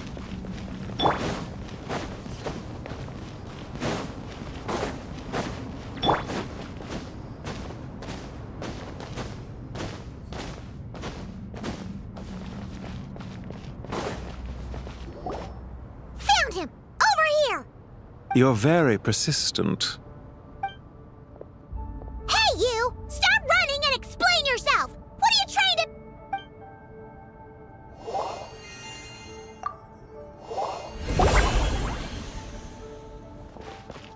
What's this? Relax. A small trap like this won't be enough to hold you. The sandstorms from GIGABYTE will die down soon enough, but this small window of time was all we needed to launch the next phase of our plan.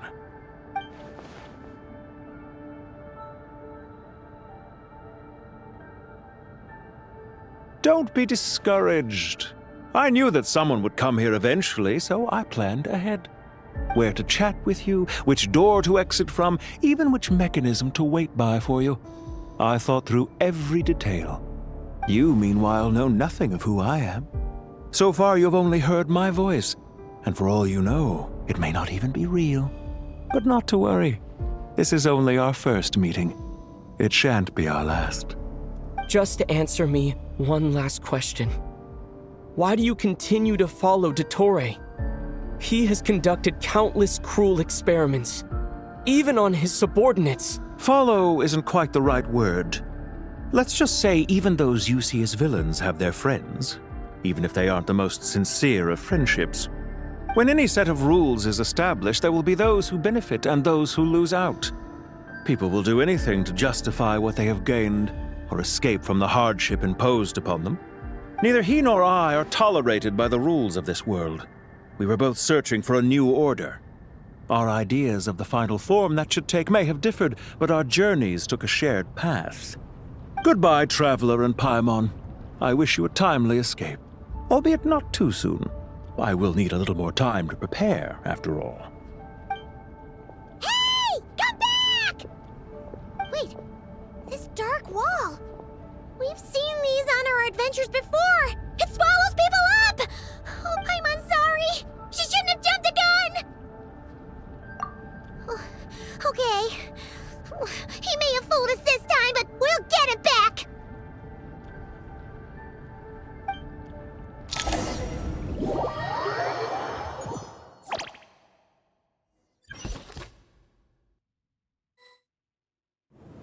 Cyno and his team are guarding the north. We'll take this side. There's so many Jinn. We can't let them get into Aru Village. Don't fret. I am well prepared for this situation. Huh. So you have a solution? Perhaps you're unaware that I have a trusty genie partner of my own, Plumpy. If I send her to negotiate with the others, this whole thing will be resolved before you can say Mora. Off you go, Plumpy.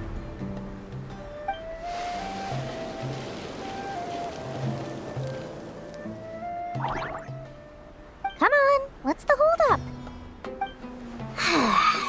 5,000 Mora. 20,000 Mora. 100,000 Mora. Final offer. Ah, so she's a hired partner.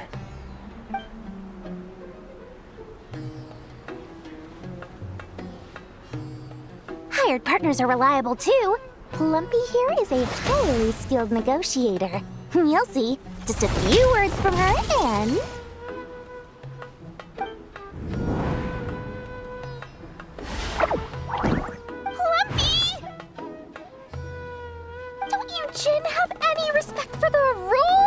This was supposed to be a negotiation! How dare you treat my messenger like this?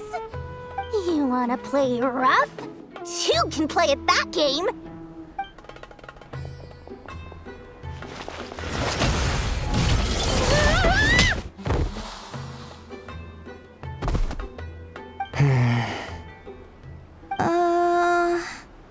Looks like it's up to us now. Be careful, Kale. Yes, Master.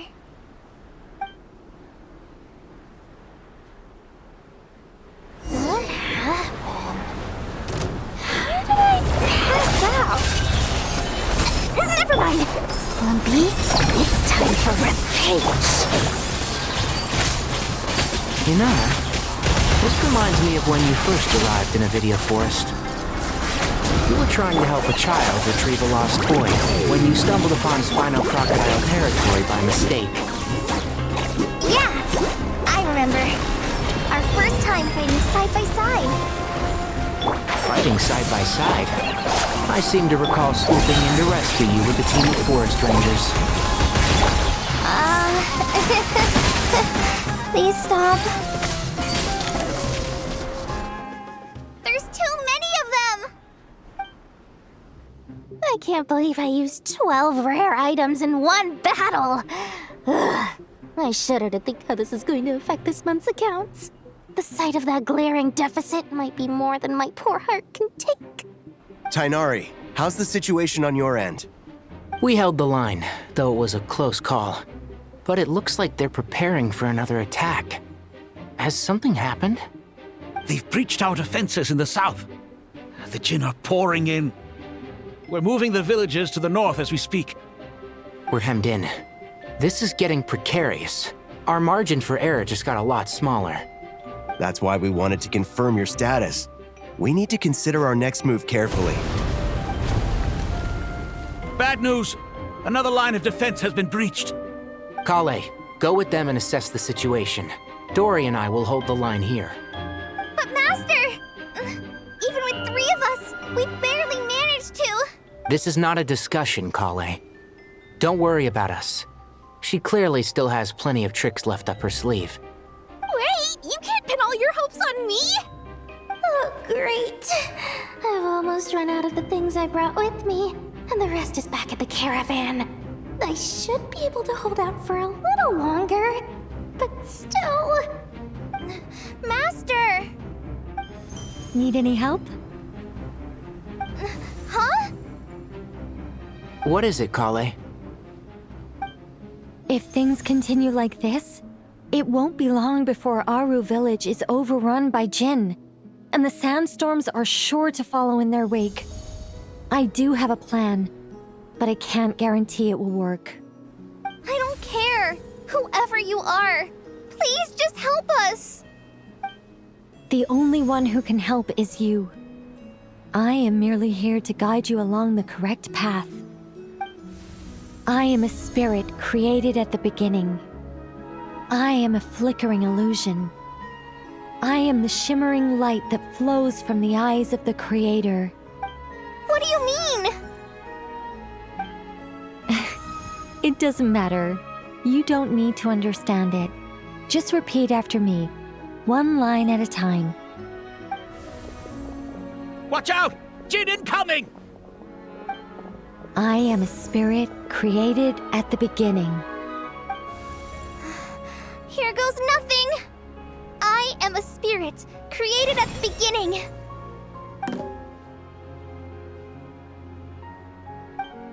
I am a flickering illusion.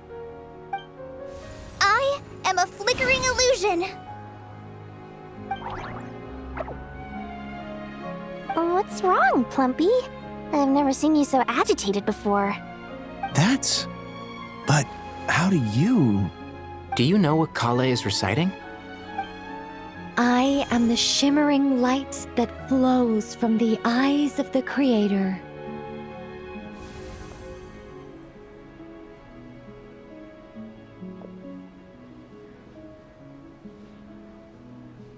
I am the shimmering light that flows from the eyes of the Creator.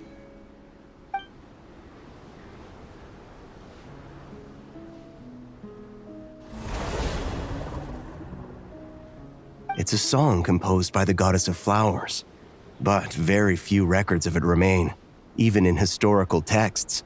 All we have is a few fragments. Is Kale an avid historian? Not to my knowledge. The Jinn have actually quieted down. Although, no, it's more than that. It looks like they're showing submission. Clearly the songs left by the goddess of flowers have a soothing effect on them. At the very least, they're much calmer now. Really? Let me try. I am a spirit created at the beginning.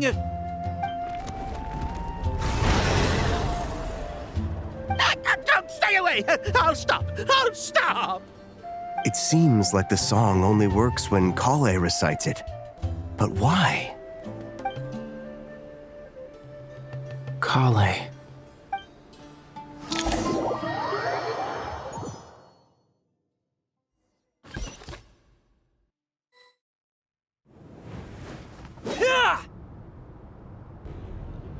Any luck?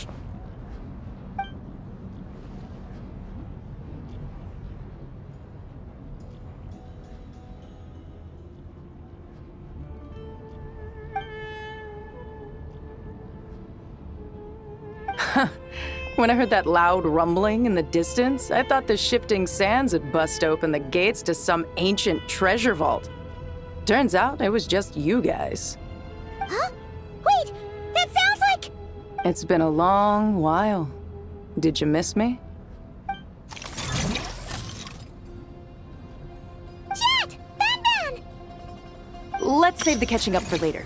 First, I gotta get you guys out of there. This should be the right mechanism. Ben, can you handle it?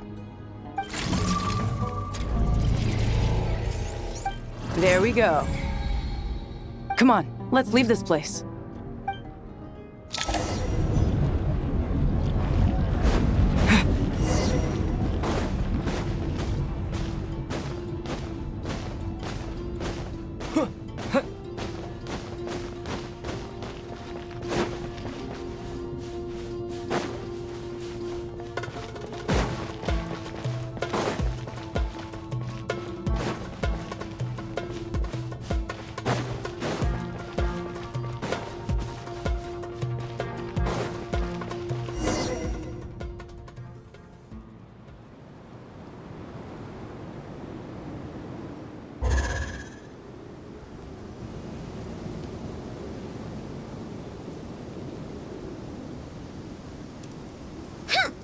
Fatui sure made themselves scarce.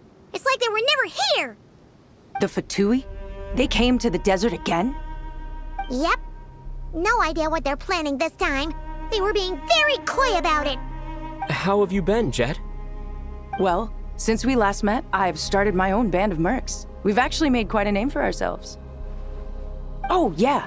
On a slightly different note, I have some good news. I finally took care of Masaira. Not much to write home about. It was just another day. Found his hideout. Dragged him out of his cozy little bed. He tried to talk me into seeing his point of view, as usual. But I'm way past that by now. There was nothing he could say to save his life. What about you guys? Bet you'd forgotten all about me and Ben, huh? Of course not! We're super duper best friends! Wow. Sounds like I should make time to visit some other nations too. Anyway, what brings you to GIGABYTE? Oh, right. I almost forgot. We're here to look for Lilupar. Oh, that bottle? Yeah! We need her power to calm the Jinn and stop the sandstorms. Here's hoping we actually manage to find her, after all the trouble we've been through. Surely, with everything's been going on in GIGABYTE, she must have woken up, right? Only one way to find out.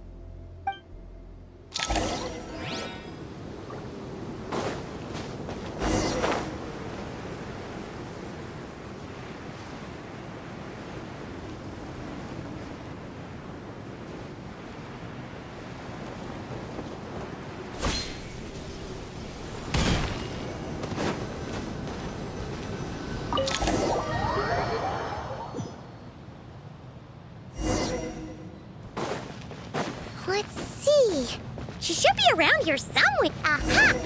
Found her!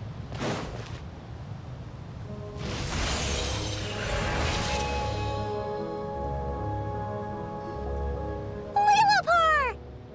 What a long dream that was. It's been a while, my master. Oh, and you're here too, little wildcat. The four of us back together again. Imagine that. In truth, it was at first. I was none too pleased when those miscreants barged in. But it did give me the chance to reunite with you, dear master, so I shall overlook their folly. After we last parted ways, I merged with the land beneath GIGABYTE to suppress the dark calamity stirring in the depths. It rekindled the flame of vengeance within the Jinn, depriving GIGABYTE of any hope of peace. I fought against it for a long, long time, until one day, I sensed a change in a foreign land to the west. Suddenly, the pitch-black abyss fell silent.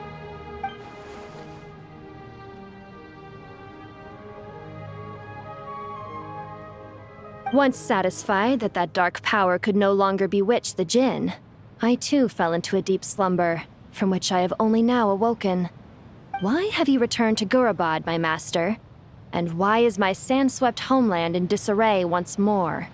Well, basically, Sumeru's in danger and a lot of our friends are affected. Some bad guys messed around with Irminsul and now they've released the Jinn in here.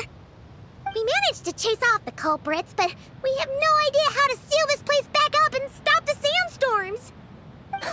Child's play. I shall quell the Jinn and scatter the storms. Thank you, Lillipar. No need to thank me, my master.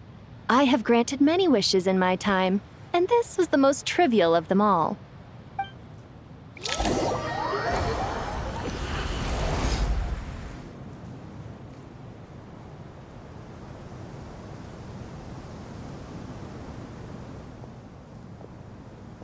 The sandstorm's gone. The sun shines bright again. When I said that we'd meet again under a lovelier sun, this was exactly how I imagined it. Yay! Although, honestly, Paimon would love to hang out with you more, even if the weather sucked. Well, there shouldn't be any more Jinn breaking out, right? Are we okay to head back? Sounds good. You can introduce us to your other friends. Another adventure begins. Lovely.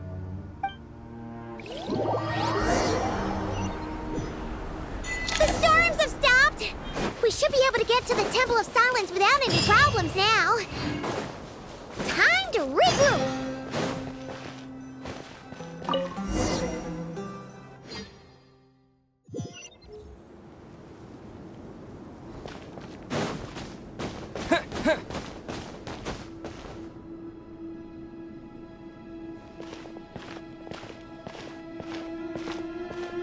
So, this is the Temple of Silence. I've heard the Nagarjanites mention it in passing, but I never imagined it would be this big. It's colossal. I thought the temple moved to the rainforest ages ago. When did they scamper back into the desert? I don't know. This plan sounds a little too risky for my liking. Even in King Deshret's day, this was experimental technology. We have no idea what could happen if we activate it. Well, unless you know of another viable alternative for the Akasha terminal, I'm afraid this is our only option. The plan is sound, and the risks are manageable. However, if we are to proceed, we must act quickly. The scale of this project is enormous. Even with Kaveh, Faruzan, and every other scholar of mechanics working on it full-time, the proposed modifications won't happen overnight.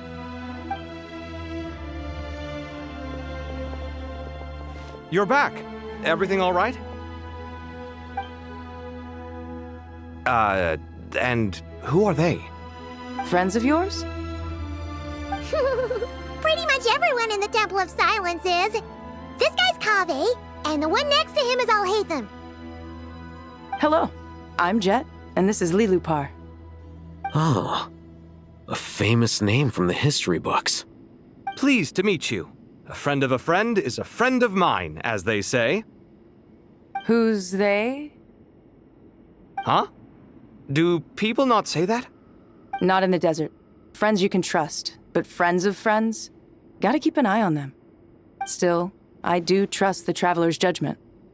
I'm sure you're good people. The sandstorms have calmed down. I take it the GIGABYTE problem is resolved? What did you find?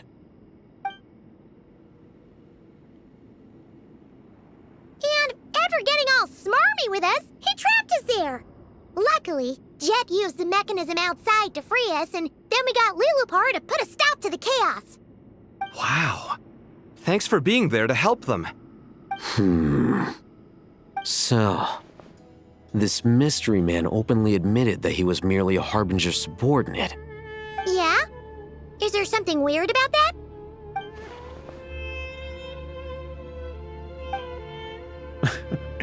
I assume you aren't naive enough to expect answers from an enemy.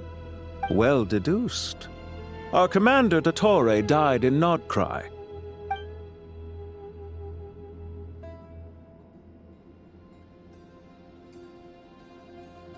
Are you wondering about his true identity? Or do you think there's a big conspiracy behind all this? I wouldn't go as far as to call it a conspiracy. Just the simple fact that having someone to shift the blame on tends to prove useful should trouble come knocking later. The most important thing for now is to solve the immediate problem. Perhaps that man knew you wouldn't have the resources to investigate his background and so didn't put much effort into disguising himself. This is all getting a little cryptic for me. I'll let you guys talk while I take a walk with Lilupar. Jet? Aren't you with the Blazing Beasts? What a coincidence. Didn't expect to run into you here. We're mercs. You can run into us anywhere. Who's this with you? So, did you find the solution you were looking for in the Temple of Silence? You bet we did. This place is incredible. It has everything. So far, we've discussed a plan and verified its feasibility. Building a new system from scratch is out of the question. So our only option is to modify the Akasha using certain resources we hope to find in the mausoleum of King Deshret. According to certain sources in the Temple of Silence, there is a core device in King Deshret's mausoleum known as Aru. Little is known about this device in academic circles, which suggests it was hidden quite effectively. If these sources prove correct, the energy contained within Aru may be sufficient to power our Akasha renovation plan. However, this raises difficult questions regarding technological integration. The sages are still debating it. Yeah, but I'm sure they'll reach a compromise once they've argued it out. The people of the rainforest are always cautious when it comes to desert technology. But times of crisis like this leave us with little choice. Wait, Paimon has a question. Is this the same Aru we've heard of before? It's sealed off, right? Some sort of prison where the Goat King, Ibis King, and Crocodile King are locked up. Well remembered. Yes, that's exactly right. According to our records, Aru was the most brilliant creation King Deshret ever conceived of. Built by divine and mortal artisans working together. It was a miraculous accomplishment, and it lies hidden deep within the king's mausoleum to this day. That being said, what Aru actually does and why it was built, those are deep secrets we are not privy to. Until recently, I wouldn't have been optimistic that the place even exists. The only reason I'm inclined to believe it now is because we heard it from the Ibis King Thoth himself at his temple. The tale of how the 3 retainers of Al-Akhmar were imprisoned in Aru. Paimon totally gets that. When Paimon first heard about it, she thought it sounded pretty unbelievable too. Do you guys still remember that? The Ibis King told us they were trapped in Aru and that they had to answer 3 questions to get out. I think I remember. What causes our rise and fall? What obliterates love and hate? And what determines truth and falsehood? Those were the 3 questions, right? Yeah. If only Nefer were here. She's dealt with the Ibis King before, so she might know more. Oh, Nefer's a friend we met in Nordcry. Nordcry? Funny. She showed up here earlier. Huh? Yeah, had another lady with her too. Both said they knew you. They contacted the sages, claiming they might be able to offer some assistance. Really? They came here to help out? Yes, really. It was just before you got back. One of them said she's made Nod Cry her home.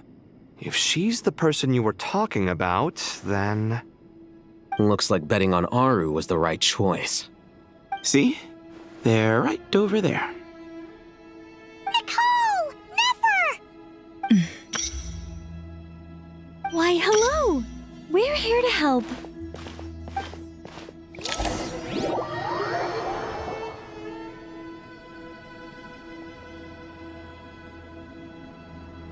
It's a good thing we left early.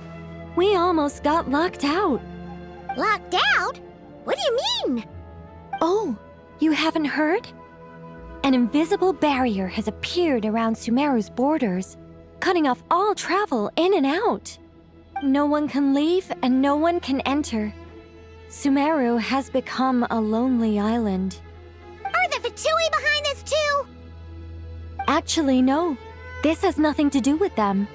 I suspect it's a defense mechanism within Irminsul itself. Irminsul is the source of Teyvat's ley lines after all, and Sumeru is the nation closest to it. I imagine this function was put in place to seal the entire region off in the event of serious damage, preventing the disaster from spreading to the rest of Teyvat. It may have been implemented long ago. But doesn't that mean that the people here won't be able to escape to other nations if the anomaly keeps spreading? Currently, that does appear to be the case, which is precisely why I am here. This is a critical moment for the world, and Sumeru is the eye of the storm. Paimon's surprised you managed to convince her to come back to Sumeru. Indeed. Even for someone of my wisdom and eloquence, this tested my skills to the limit. And why should it concern me that Sumeru's in trouble? Surely you don't think I still have feelings for that place? Judging by your tone, I suppose you don't. Sounds like you don't know much about my past. And here I thought you knew everything. All I know is that the Ibis King is the source of your power. He was quite a prominent moon envoy once upon a time, so I do know a thing or two about him. As for your past, I have ways to learn the full story if I wish to. But everyone has secrets they'd rather keep to themselves, wouldn't you say? I'm glad you see it that way, Miss Nicole. I've chosen to call Nod Cry home, which is why I did my part in its hour of need. That doesn't mean world savings become a habit with me. I have no particular desire to play hero in Sumeru, thank you. I understand. Human emotions do not appear and disappear without cause. There is always a reason to be found behind both salvation and destruction. Still, if time has taught me anything, it's that human emotions are often complex and in conflict. That's why people change their minds about things all the time. But that's where we angels come in. Our duty, ultimately, is to guide people towards their deepest, truest desires and help bring them to fruition. So I wish to hear about your past, because I do not believe you are motivated by hatred alone. And if we still arrive at different conclusions in the end, that's okay. I refuse. Wait, what? But I set the atmosphere and everything. Isn't this supposed to be the moment when we finally open up to one another? Is it? Maybe I'm not so good at reading the atmosphere. You're right, Nicole. There's more to me than just hatred. Had it consumed me, I'd be left stuck in the past forever, never living in the present. But I don't think that your guidance can change my mind. The all-consuming sands, the bloodshed, both deserved and undeserved. Those old emotions cling to me like a shadow. Do you wish to shake them off? No. I hope to remember them forever. Those emotions and memories shaped me into the person I am today. They'll always be a part of me. In that case, would you like to hear my perspective, at least? Sure. It's not every day you get to hear an angel's opinion.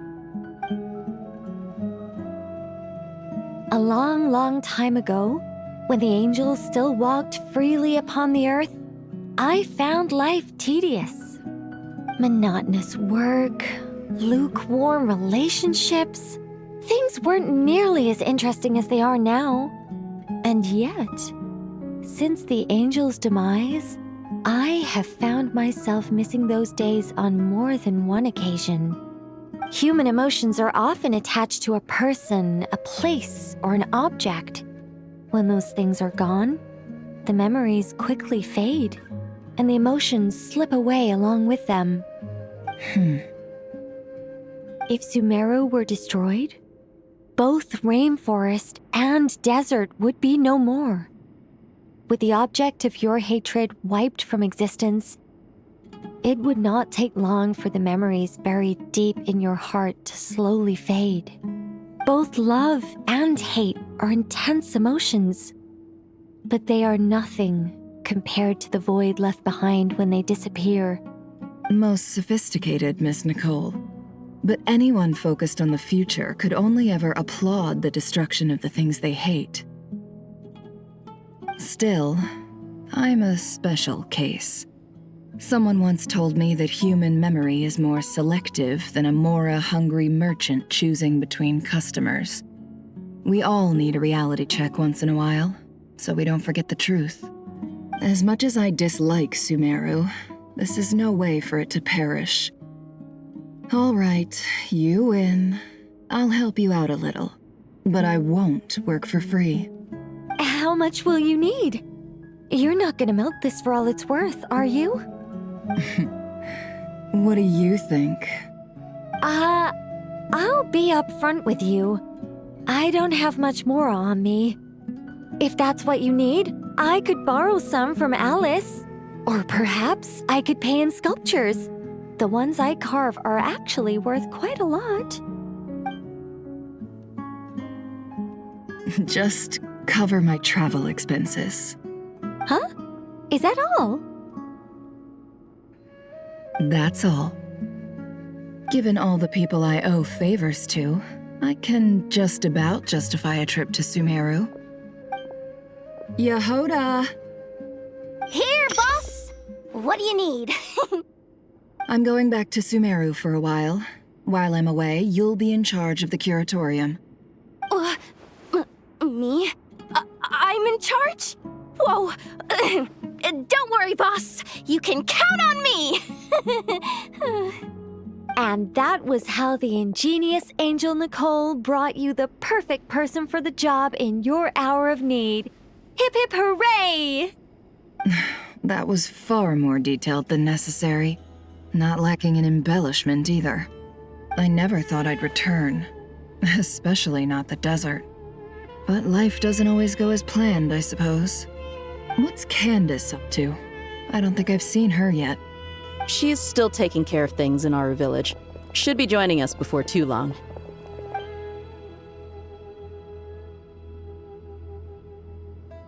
Oh, and sorry. Hope we're not interrupting anything. We have some good news, though. We're planning to go to the mausoleum of King Deshret to look for the legendary Aru, then use it to try and restore the Akasha system. According to records in the Temple of Silence, the mausoleum houses something called Aru's Chute, which can be used to establish connection with Aru. We still have some time before we leave, so there's no rush. By the way, who are these two new faces? Just call me Nefer. I'm based in Nodcry. Did I hear you mention Aru? Correct.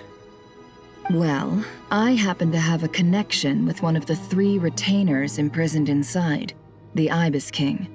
I'm here to get things done, so if you don't mind, I think I should come with you. That sounds perfect. Miss Nefer, are you from the desert by any chance? Why do you ask? I don't know. There's a familiar air about you. Plus, you mentioned Candace. Sorry, I don't mean to pry. It was just a random thought. I'm Dia, an eremite mercenary. My work usually keeps me out in the desert.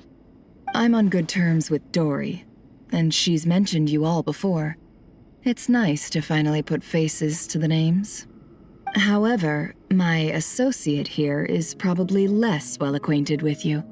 Why don't you all introduce yourselves? Actually, I'm a little better acquainted than you might think. Huh? Huh. Are my eyes playing tricks on me? It looked like you spoke without moving your mouth. Ventriloquism. I have heard tell of it before. What is it, Kale? It's you! You're the voice who's been speaking in my head, aren't you? You encouraged me to report my dreams to the Dendro Archon, and got me to recite that magic prayer. Mm-hmm. I have many titles, but let's go with the most pertinent one. I am Nicole Rain, an angel who has lived since ancient times. An angel? Sounds like a big deal, but, what exactly is an angel? Oh, Well, we're a rather long-living race of beings. Not gods, technically, but we can still tell you a lot of stories from ancient history. Yep, and she's also an amazing sculptor. You could say she's a real creative type. Well, ma'am, if both the Traveler and Paimon give you rave reviews, you must be pretty impressive. Oh, please don't call me ma'am. I find it so awkward when people get too formal with me. Just relax and be yourselves. No need to be nervous. Miss Nicole, if it's okay, could I ask you a few questions? Yes, you may. I can see your heart is filled with confusion, and you are desperate for answers. I also know which questions you want to ask me. Why did you dream of Sumeru City in disarray? Why did those verses soothe the djinn only when recited by you? I can guide you to the truth, but it involves a personal secret of yours. I'd prefer to speak with you alone, if possible.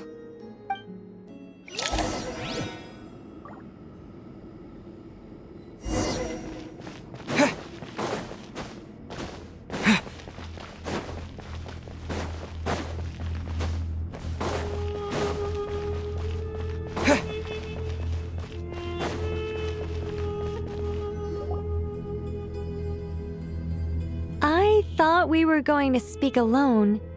This is a lot more people than I was expecting. What's wrong with it? Even the doctors at Dar al-Shifa allow patients to be accompanied by family members. Well, if Kale doesn't mind her secret being revealed, I have no problem with it. Thanks for being so considerate, Miss Nicole. I don't know what secret you mean, but whatever it is, there's no need for me to hide it from my closest friends. Closest friends? It's so nice to hear that. All right. In that case, I'll get right to it. Kale, are you aware that there are god remains inside your body? I am. When I was young, I got sick with Elazar. Nothing could cure it. The Fatui convinced my mom and dad that they could help, and I was sent to an unfamiliar place. There were a lot of other kids just like me there. This creepy guy injected us with some strange medicine, which I heard contained god remains. I can still remember the pain like it was yesterday. But thanks to the friends who've stuck by me all this time, I've gradually been able to overcome those memories. Anyway, so you're saying that what happened to me has something to do with the god remains they injected me with? Yes. Those were the remains of Nabu Malikata, the goddess of flowers. What? Huh. Fascinating. You don't seem surprised like the rest of us. Why? The possibility crossed my mind when Kale recited the Goddess of Flowers song and calmed the djinn.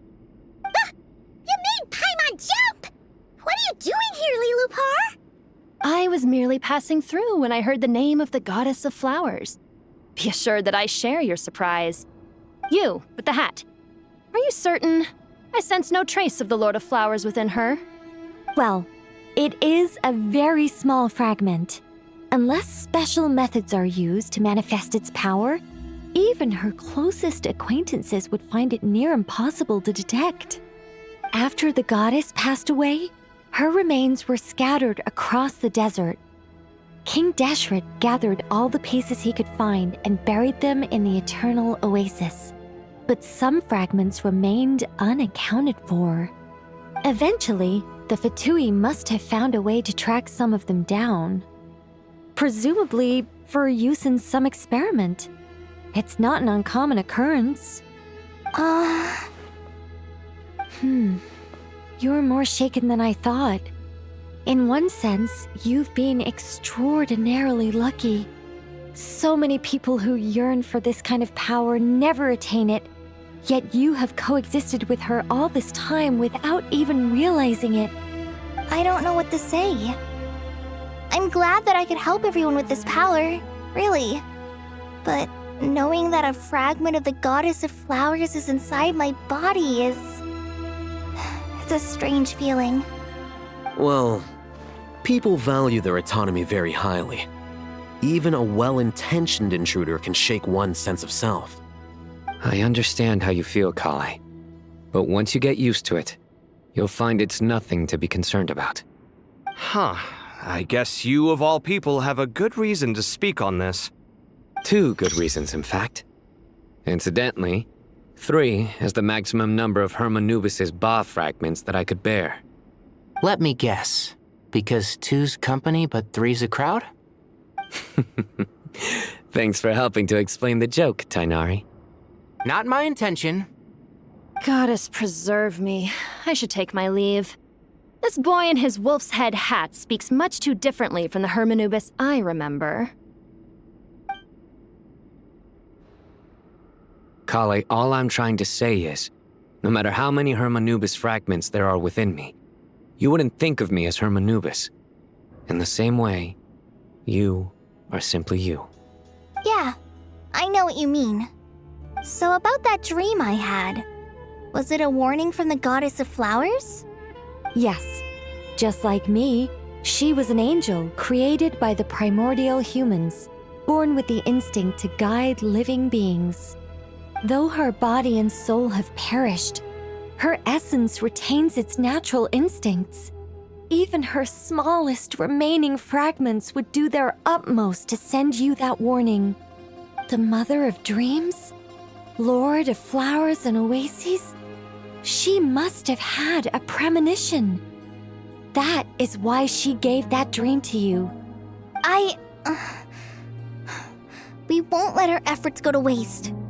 But I still don't understand. Why me? Yes. Why indeed? You weren't the only one injected with God remains, but only in you have her fragments persisted. I suspect it may be because of the firm will you showed in the face of suffering. She was likely assimilated by that will.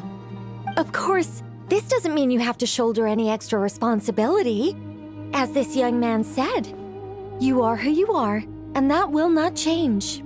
All right, any further questions from the family members of the patient? If not, we should head to the mausoleum of King Deshret. Let's move out. Time to put our plan into action. We all hope it'll work. But will we really be able to open Aru? And even if all 7 pillars of King Deshret agree to let us proceed, the scale of the work to follow is daunting, to say the least. Haven't you handled other big projects before? I mean, the biggest project I've worked on to date is probably the Palace of Alcazarzaray, I guess? But this is orders of magnitude beyond that. It's a total nightmare. Look on the bright side. At least this time you're actually here when Sumeru needs you most. You won't have to come asking me for details after the fact. Mock me all you want. But now that I'm here, things will be resolved far more quickly and smoothly than last time. Kave's self-doubt disappeared in an instant. Like magic. Well, this confidence is most gladdening. Now, go and pack your things. We'll head to the mausoleum as soon as you're ready.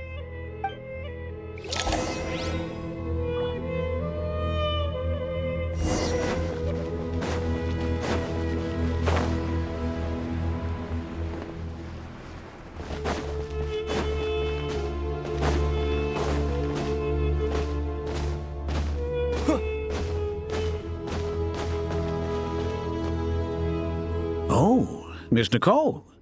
I heard you're a very talented sculptor. Is that true? Oh, I don't know. I wouldn't want to blow my own trumpet. Honestly, even though Ksharoar is best known for its focus on mechanics, plenty of Ksharoar scholars are quite serious about sculpting as a hobby. So if they rate your work, that's enough for us. We just have to take a look. Who's we?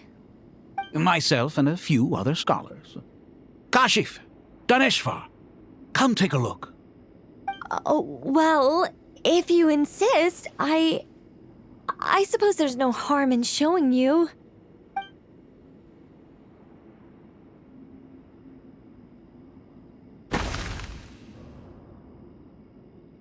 Whoa! Where did that come from? Look at the level of detail. It's so lifelike. The squirrel descends from the heavens like a champion, and the earth trembles beneath its feet. What do you think? Striking, isn't it? Kaveh? Kaveh, come here for a sec. Oh, and Madame Faruzan, didn't you used to study in our darshan? Come take a look. All right, but hang on a moment. I have to finish reviewing this proposal first. You called? What is it, youngster? This squirrel statue.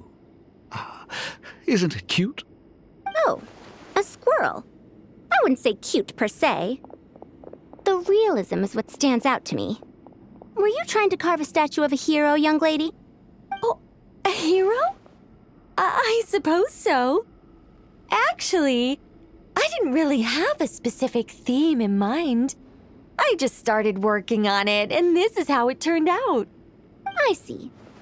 Well, do you tend to read novels about heroes in your spare time? As a matter of fact, I do quite enjoy those. Everyone loves a good tale of daring do, right? Then perhaps this statue represents the heroic tale you long to see deep down inside. Also on the subject of heroism, I feel that if the subject posed with a finger raised towards the heavens, it would lend a greater gravitas to the overall image. I'm sure some would call it cliché or old-fashioned, but not me. I think it would be a perfect fit. It has a certain classical beauty about it. Kaveh! Sorry, Madame Faruzan, I'm a little busy right now. Don't wait up for me. What a pity. That young man has excellent aesthetic tastes. I was hoping to ask him for his opinion. What a genius idea! Why didn't I think of that? Classical beauty is a great direction to explore. That's it. Once I get back, I'm going to sculpt a heroic squirrel pointing its finger towards the sky. Precisely. A declaration of victory. You understand my vision. Then place the two statues face to face. Yes! That's exactly what I was thinking. It'll be a masterpiece. Miss... I'm sorry. I didn't catch your name. Just call me Nicole. Madame Faruzan? Was it? What? Oh, no. That wouldn't be right. Why ever not? Madam is a state of mind cultivated from within. Anyone may call me Madam if they so desire. My dear Miss Nicole, once we make it through these trying times, should we have the pleasure of meeting again, I shall look forward to seeing your new work. In this day of age, it's rare to find people with an appreciation for classical aesthetics. Meeting you was truly a pleasant surprise. Honestly, I feel the same way. It's been a long time since I met anyone interested in this style of statue. Clearly, they don't call you Madam for nothing. Also, I have to say, you're a very good judge of character. Because when I think about it, I really am someone who likes stories about heroes. That must be why I've quietly kept watch over generation after generation of them. Sorry, Keeping watch over heroes? What exactly do you do for a living? Oh, never mind that. Let's not tell Madame Farrozon about Miss Nicole's true identity for now. Good idea. Let's limit the conversation to aesthetics.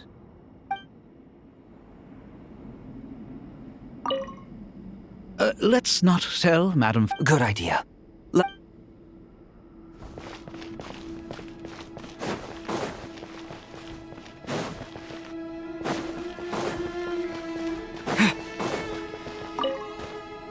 What's wrong? You look a little depressed. Kale got a fragment of the Goddess of Flowers, and all I got was one of the 7 pillars who served under King Deshret. I lost out, didn't I? That's what you're upset about? You're such a child.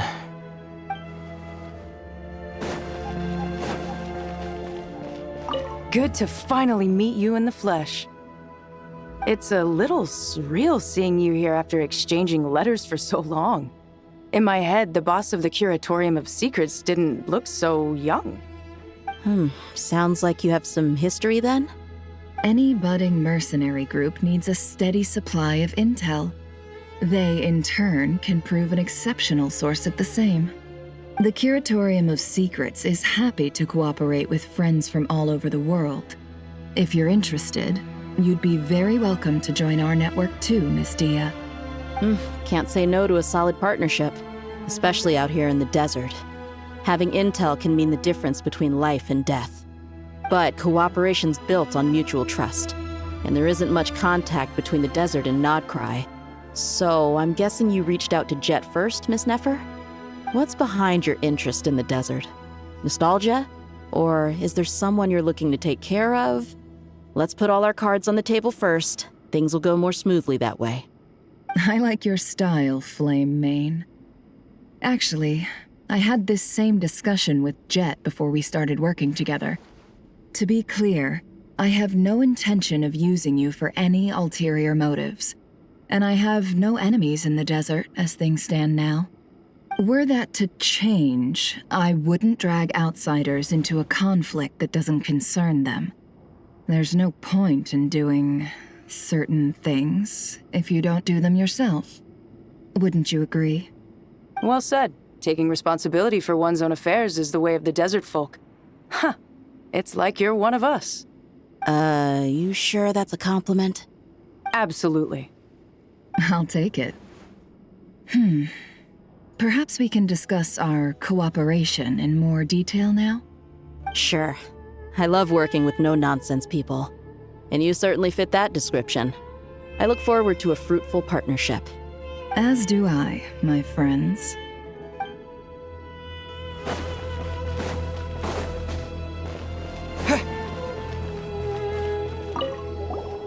Paimon!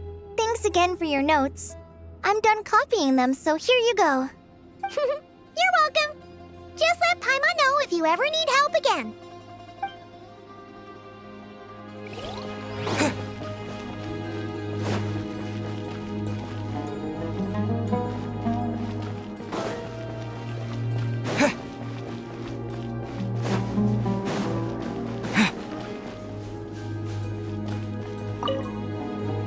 Oh, so many books. More than I could ever read in my life. But I've learned a lot that the textbooks could never teach me. I never realized that people in the distant past thought about some of the same questions we ponder today.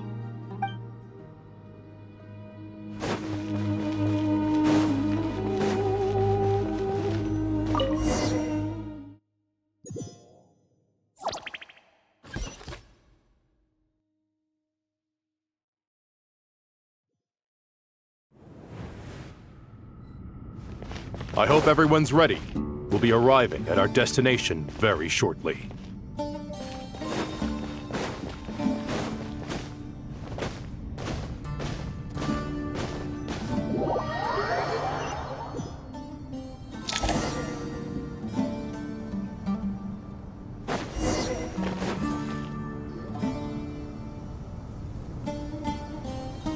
Why, we've not seen so many visitors ever, really.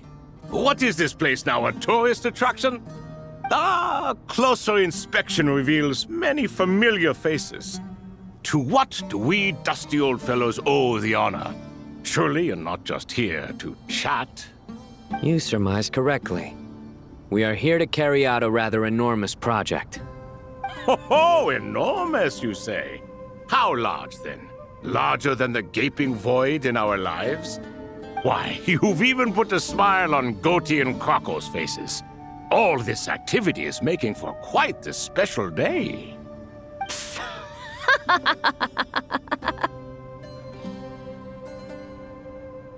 I know that laugh. Lilipar? What on earth are you doing here? Oh, this is hilarious. Turns out good things really do come to those who wait, as long as you stay alive long enough. When did you three get locked up in here?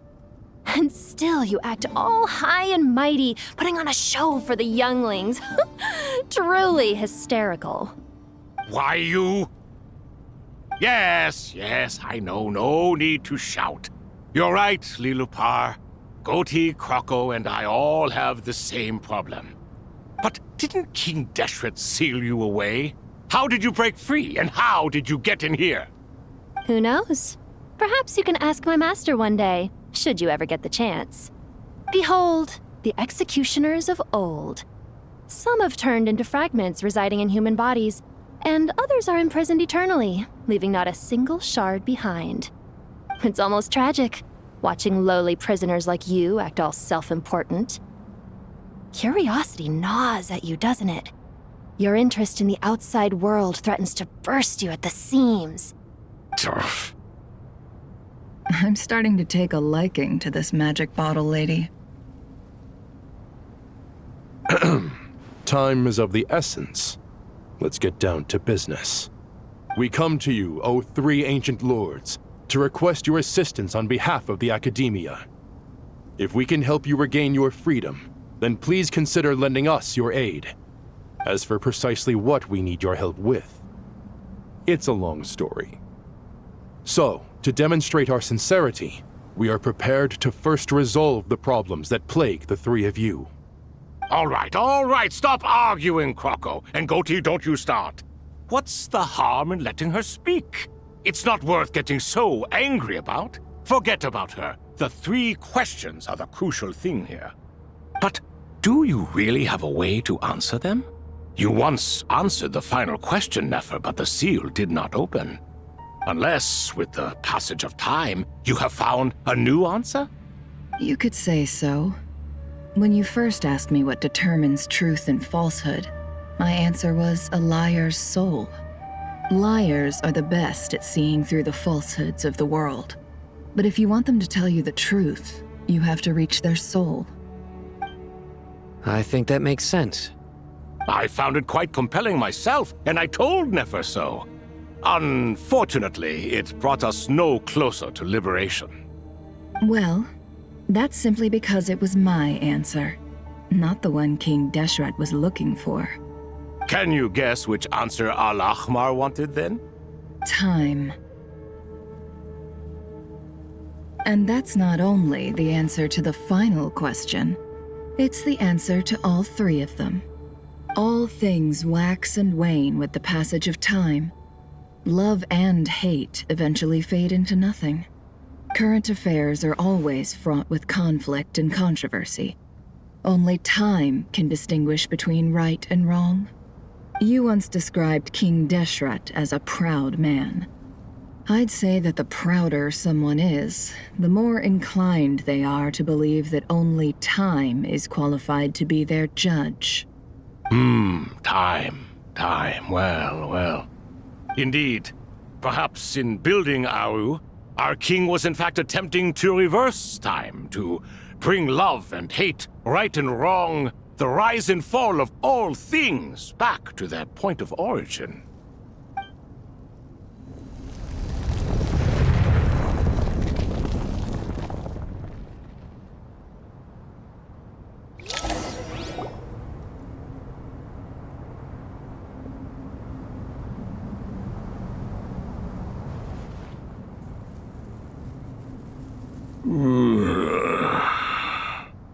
This is the most eventful day I have experienced in a long, long time. You have my sincere gratitude.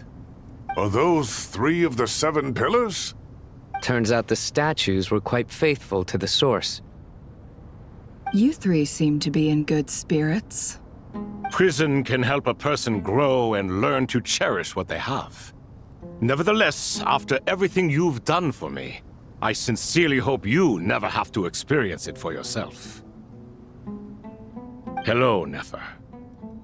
It's good to see you, Thoth the Ibis King. Nice. Definitely puts my mind at ease, seeing you 2 getting along so well. Should we maybe introduce ourselves, or... Sure. I'm Sethos, the current leader of the Temple of Silence. This is General Mahamatra Sino, and this is the former Spantamad sage, Cyrus. But I'm guessing none of that means a whole lot to you.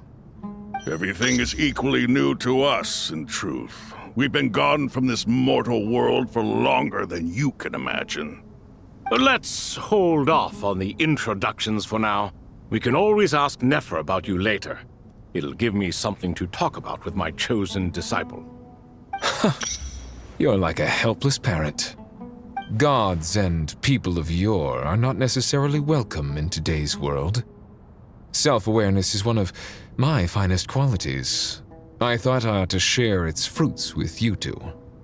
Is that so? Well, I think we'll take it in stride, just as we did with the 3 questions.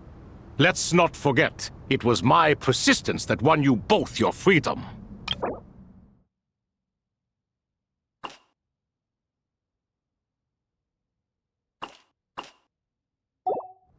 Fair point.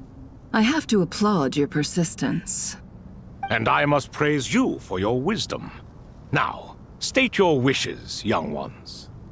I'm sorry? Why, your tremendous accomplishments deserve a reward, do they not? You must let us do something for you in return. General Mahamatra, what do you think? I won't beat around the bush. Sumeru is facing a crisis the likes of which have never been seen before. And we need your help. Every calamity throughout the ages has been connected to us in one way or another, whether we were its cause or consequence. Whatever is wrong with Irminsul, it severely affected the Dendro Archon. She fell into a coma and is currently receiving treatment from the Dendro Dragon. The Dendro Dragon? I'm sorry, the Dendro Dragon is helping to heal the Dendro Archon? Not a pep, surely. Not vicious, cruel a pep who possesses no virtues aside from her basic instincts. Ah, good heavens. I shudder to think what could have caused Lesser Lord Kusanali to suffer such a plight. Still, why would the Dendro Dragon lend you her aid? She has always held nothing but contempt for the Archons. I suppose she and Kusanali must have some history. You can help us make history too. Smooth talker. Well said, lad. Currently, no one can connect to Irminsul. We hope that by opening up Aru and making some modifications to it, we can use its technology to our advantage. Unfortunately, Aru is an imperfect creation. King Deshret never managed to realize his full vision before his death. Much remains to be done if it is to be pitted against Irminsul itself. Besides, I hear your reasons, but to give Aru up over such would be... The archaeological records clearly indicate that although Aru's construction took a long time, it was not beyond human means to achieve. Modern technology should solve the efficiency issues. We have no choice but to go all in on this. This is by no means a threat. But the only reason we helped you escape from Aru was to gain the necessary leverage to negotiate with you. You asked us to state our wishes, and we have. Each one of us here needs your help, as do all the thousands of people living in Sumeru. They need you, and they need Aru. What do we think, my fellow old fogies? Shall we lend our support or not? Since you ask so nicely, naturally. Naturally what? Are you for or against? I simply mean we shall do what comes naturally. You claim that you wish to open Aru. Know you then that the golden slumber created by King Deshret is preserved within? We do. We understand the risks involved. In all likelihood, the mortal world will never again be able to replicate King Deshret's work. Never will there be another chance to come so close to creating a utopia. Knowing this, are you sure of your decision? We are sure. Before people can dream, they must first live. If your minds are made up, very well. We shall summon our erstwhile colleagues to discuss this further. Saint Shezepank, Saint Bennu, once you surrendered to silence and were buried with King Deshret. But now, we invoke the right to awaken you with our voices.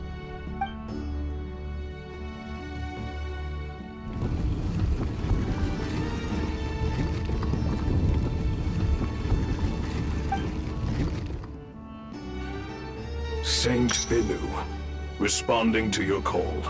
3 kings detected. Initiating autonomous will. Saint Shezbank, responding to your call. 3 kings detected. Initiating autonomous will. Ah, Lord Herreshoff. What a long time it has been. I trust you are keeping well.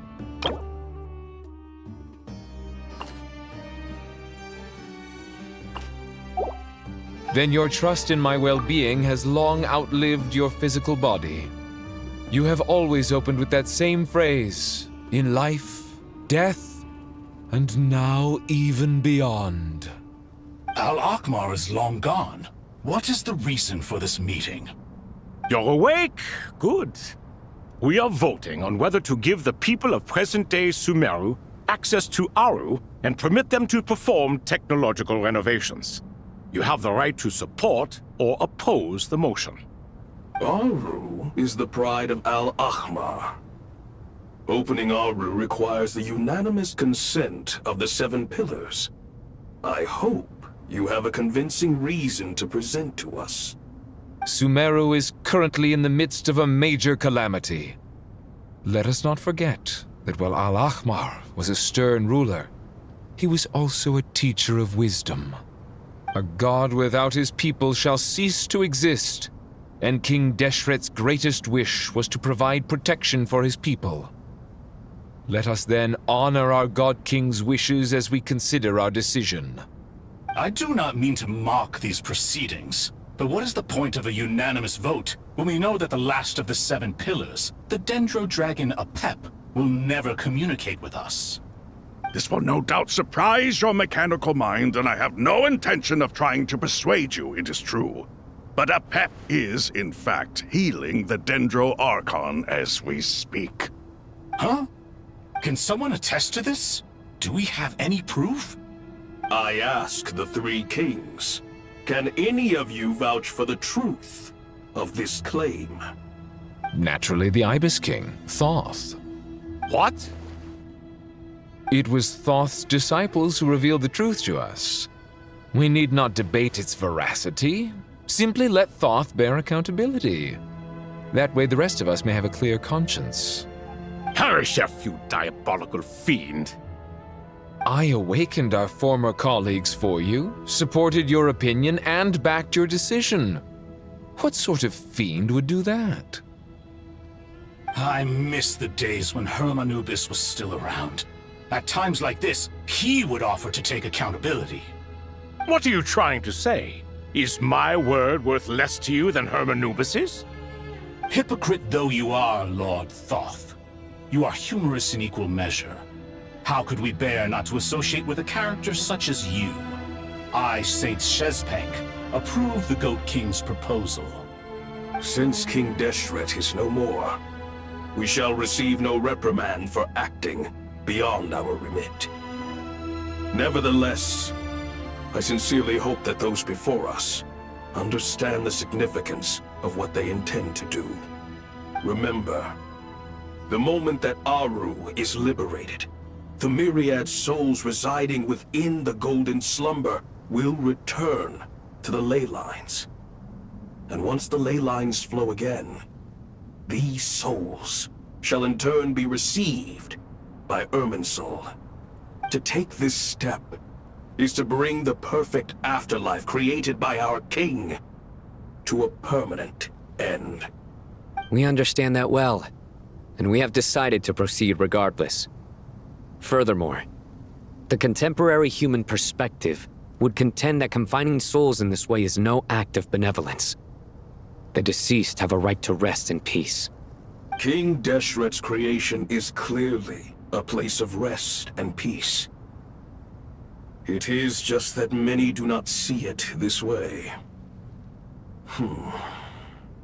But no matter. Saint Binu approves. Hermanubis' representative and the Dendro Dragon Apep made their choice ahead of time, while the Goat King, Ibis King, and Crocodile King have also granted permission to liberate Aru. By the grace of His Majesty, guided by his wisdom and will, let the gates of Aru be reopened.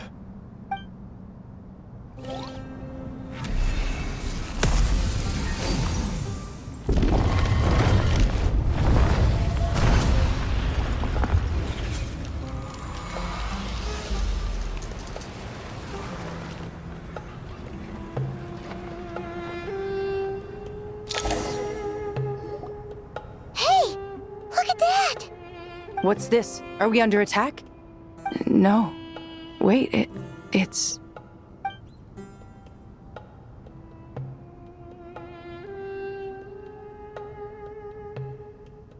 Here you are. Through the sands of time. I see you. Father. Father, is it really you? It's Jet's father, Jibriel! That's right! He entered the golden slumber, didn't he? I smell blood and sand on you. You've grown. Strong as a wild beast, and without shedding a tear. You have to leave, don't you? Please, just answer me this. What should I do for you? This meeting is a blessing from the gods. My soul, once imprisoned along with that of Samael, is finally free. I am truly grateful for the chance to see you again. That the dead should meet the living is itself a miracle. One brief, precious moment is enough. Enough to set my heart at ease. Do not weep for me, Jet. I know you will accomplish many great things in your life. You will go further and climb higher than I ever did. All I ask is that you take good care of yourself.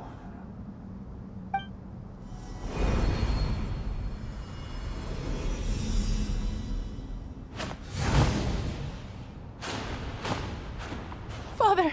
Father! Father. Hey, Jet. Do you want something to eat? Maybe it'll help you feel better. I'm fine. Thanks, Paimon. It was just a little sudden. The chance to see my father again meant the world to me. He was trapped in the golden slumber for our sake. And now, after all this time, he can finally rest in peace. I'm glad. It's a huge relief. You've grown strong, Jet. More than enough to fend for yourself. Yeah. I'll leave the past in my memory where it belongs. My family, the good times and the bad.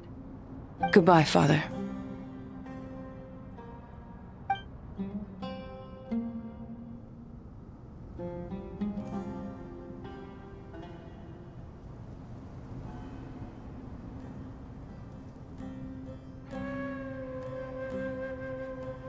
Ah, me, what a touching reunion that was. It seems we did a good deed today. We three retainers, once imprisoned for our iniquity, are surely the least qualified to judge whether this deed is good or bad. Either way, Aru is open. Now you have your opportunity, and with it, whatever trouble may ensue.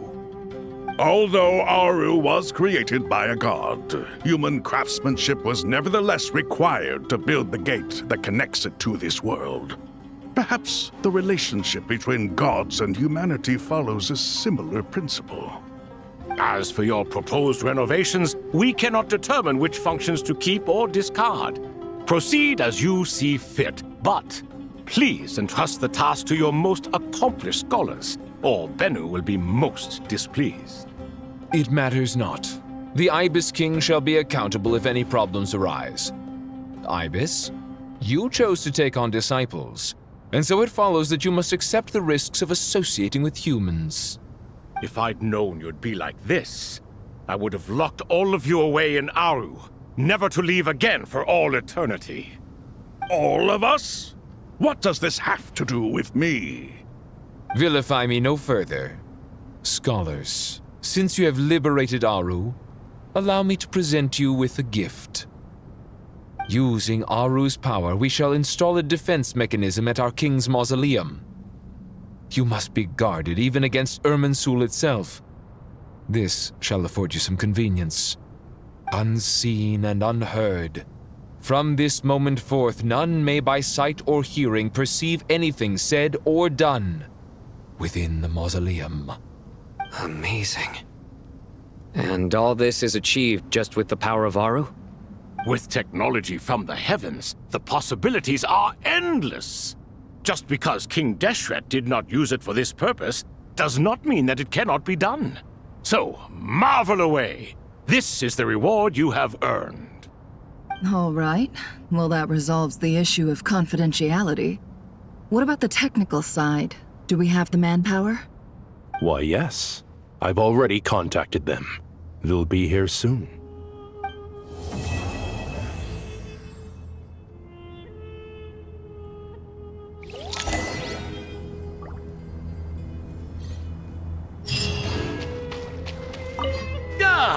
Fresh air. A wondrous feeling. Naturally. I have a sudden urge to stretch my legs. Can anyone recommend a suitable leisure activity? I might have had some recommendations for you were this the past, but here and now, for someone who has just left prison, there could be no greater joy than simply being outside of it at last. I could not agree more. As I thought, the so-called 7 pillars of King Deshret are as underwhelming as ever. What do you mean? Not a fan of the boys' club? As men, as individuals, and even as gods, they are entirely undeserving of my attention. Al-Akhmar once commanded me to select a king from among the people, so naturally my eyes will open only for one who is worthy. Ugh. Can we talk about something else? It all sounds pretty complicated, and I haven't read that many storybooks. You think this is a mere story? Well, many would also say that the journey you shared with your father is not but a tale. My life, your life, they are nothing but stories. Little girl, it appears that you really have grown. In the past, you would have flown into a blind rage at my words, but now you are unperturbed. Oh, it's nothing. I just feel like you're right. Getting all pissed at someone for telling the truth is pointless. It only makes me look petty. This alone is proof enough of your growth. You're doing well, my dear girl. You're becoming ever stronger. Strong enough to defend the people and things you hold dear. You think so? I hope you're right.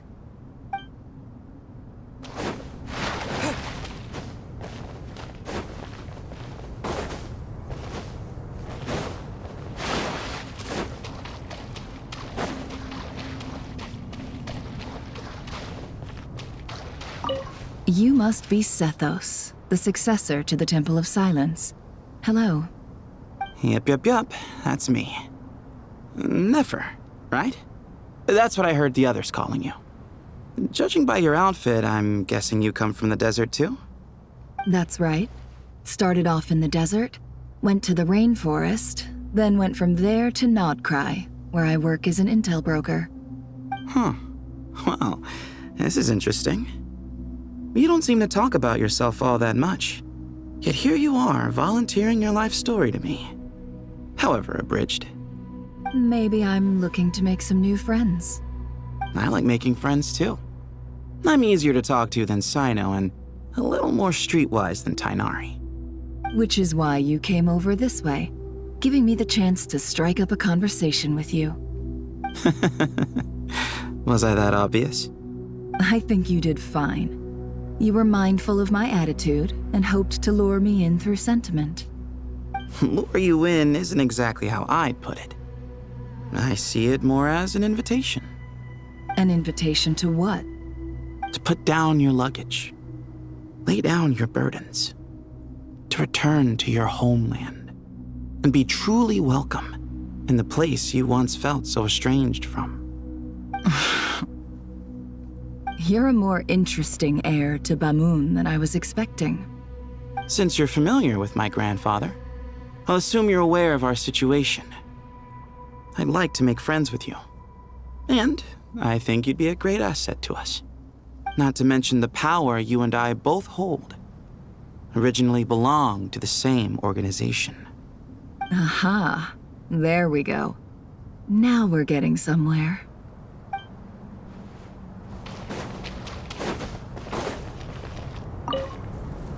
Do you hear that?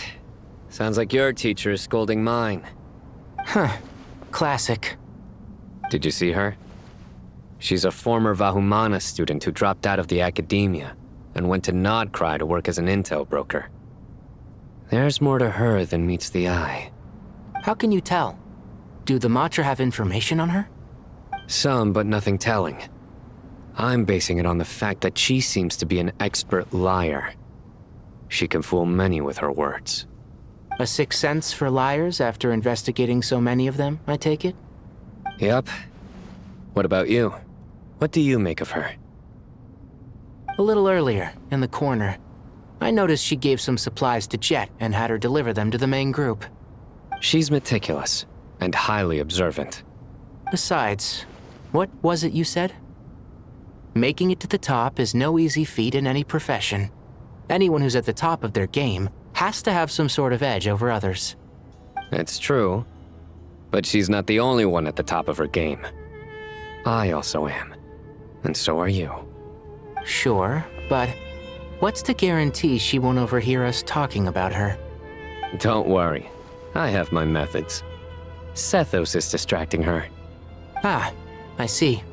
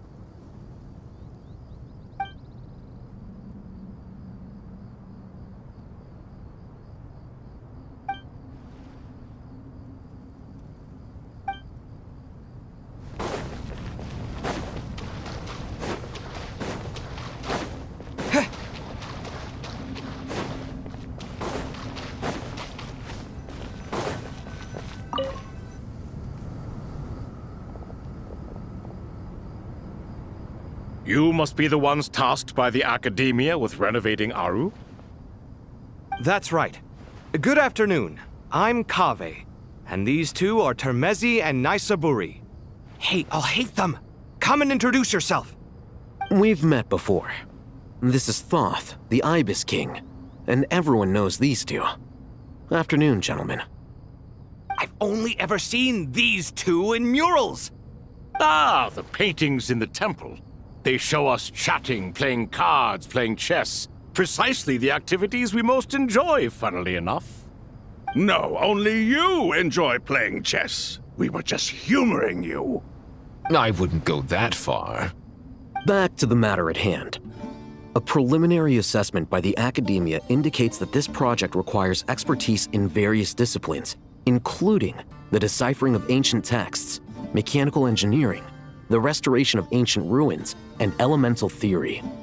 The most capable minds in their respective fields are here before you.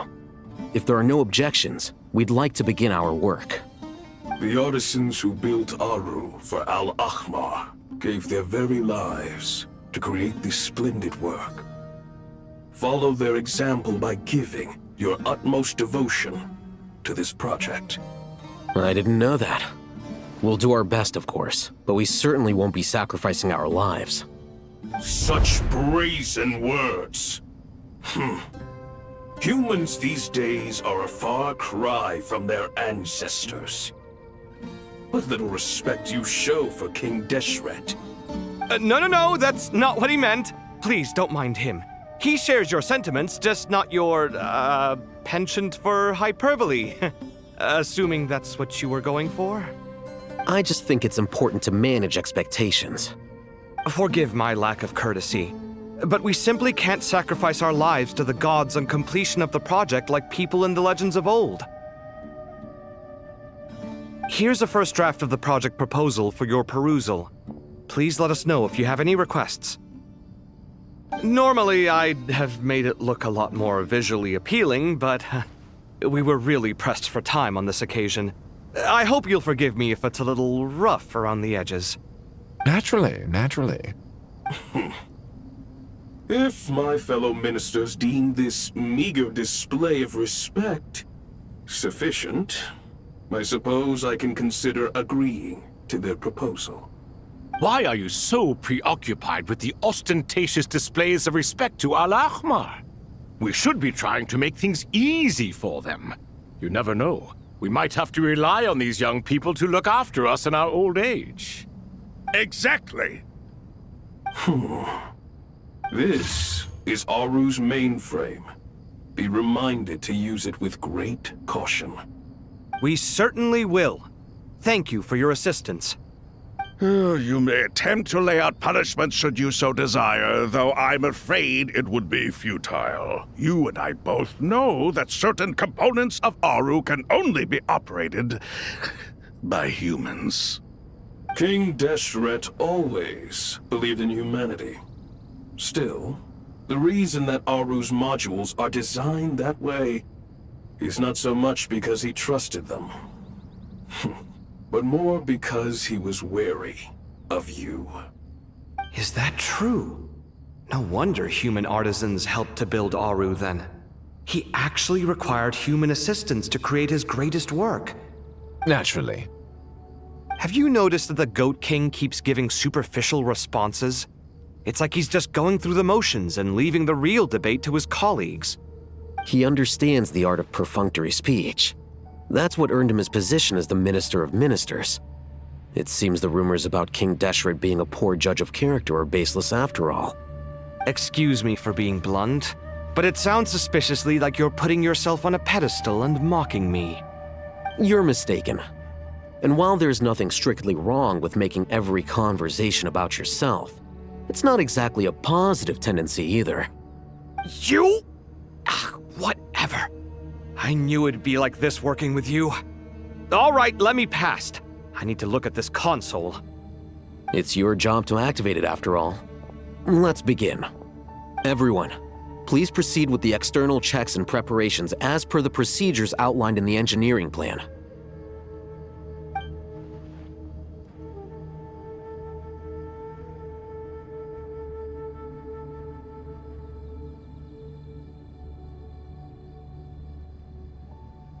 Hello there, youngsters. Whoa, the Ibis King came to life. What do you mean, came to life? I've been alive the whole time! You did say we could start our research, right? Are you having second thoughts now? I've reviewed the proposal. The work you're planning to carry out on this grand device is ambitious in its scope. You have ample confidence in your abilities, I take it? I wouldn't say I'm feeling hugely confident. But given how bad things are, I'd rather at least try something than sit around waiting to die. You are the top scholars of your day. I trust you are aware that there are countless links between Aru and the Akasha? Aru and the Akasha? But... I thought the Akasha was the Academia's greatest technological accomplishment, created years ago by the Dendro Archon to help her people access knowledge. And you too? Do you not know either? You've read the instruction manual, right? You tell them. An instruction manual? The Akasha has an instruction manual? The Dendro Archon is a kind and thoughtful god indeed. It used to sit on a shelf in the corner at the House of Dana. Not the most popular read. If the manual is to be believed, Aru was in fact the original inspiration for the Akasha system. What? But there are so few records about Aru anywhere. And practically none of these scientific expeditions into the desert had anything to do with it. Ah, but this is something you could not possibly have known. You may have heard many stories about the desert, but what is the most important aspect of history? Consider this a quiz. Anyone from Vahumana present? I'm from Vahumana. It's, well, veracity. Precisely. And a large part of veracity is the chronological order in which events occur. I may as well tell you. In the beginning, Nabu Malikata, the goddess of flowers, descended upon Sumeru. The glory of the heaven was within her. She brought life, oases, and knowledge to this land. Then she created the Jinn, enlightened them, and ordered them to serve her. 2 other gods also walked upon this land where wisdom flowed in abundance, and the 3 met beneath the great green trees. It was the first and greatest alliance. We should speak with reverence of this covenant between the 3, which transcended both time and life. For they promised that in Sumeru, wisdom would be shared with all. All the great changes in Sumeru's history began with the goddess of flowers. For King Deshret's sake, she pried into the secrets of Celestia, and for this was burned to ashes by the flames of wrath. So grieved was King Deshret by her passing that he lost all interest in state affairs and devoted himself instead to the knowledge that she had brought back. It was after learning of the technology from that floating island in the sky that he first conceived of Aru. And so, the Akasha was inspired by Aru, while the basis for Aru itself came from Celestia's technology. Well, if the 2 share a common technological origin, then connecting one system to the other is an entirely feasible idea. Unbelievable. Have you no reverence at all for celestial technology? No, I do, but there's no time for that. The schedule is too tight. Blame it on the deadline. Perhaps you could try coming up with our cutoff dates. You know what it's like having to turn around 5 different drafts in one day? I wouldn't wish it on my worst enemy. Yeah, also, Sir Ibis, King, you don't plan on getting directly involved at all, do you? Yes, well, you strike us more as having come to give a popular science lecture. Or, wait, does this count as more of a first-hand witness statement? Neither. Anyway, this sounds like far too much work for me. Still, if Aru is so powerful, why didn't King Deshret use it for more ambitious ends? Because it was never fully completed. King Deshret had grand plans, but he perished before they could come to fruition. In the beginning, his wish was to create something that could rival the very world itself. The Lord of Flowers sacrificed everything for that ambition. What he desired, she bestowed, and thus was knowledge brought into the world. Her courage and sacrifice had to be honored with the most splendid of monuments, or King Deshret would surely have deemed it a grave injustice. And that monument, built from knowledge and technology, etched with a sacrificial and courageous love, even in its unfinished form, it deserves to be treasured. At that time, King Deshret said the following to the Lord of Dendro. Since we share an eternal covenant, I shall never be your enemy. Hence, the fruit of wisdom from the heavens is not to be devoured. Remember, it is not that I lack the power to become the enemy of wisdom. Yet you and she have taught me much and shown me kindness. For this, I cherish you both. In the end, Aru was only used to store a portion of the souls. It was but a primitive form of the masterwork the king had envisaged. His final hope for Aru was to return to the past, when she yet lived. So the point you're making is, King Deshret was both powerful and ambitious, and he only ceased his imperious ways out of affection for the Goddess of Flowers and the Dendro Archon. You could see this as an act of mercy, but you could also see it as the sentiments that lay between these three gods placing constraints on him. This was, after all, the foundation of the alliance between them. This explains why Aru was both a prison and a monument, and why the answer to the three questions was time. You have to be careful who you get involved with, or you invite all manner of misfortune. This is as true for gods as it is for humans. Love is the same. It is both a prison and a monument. All right, let us pause the story here for now.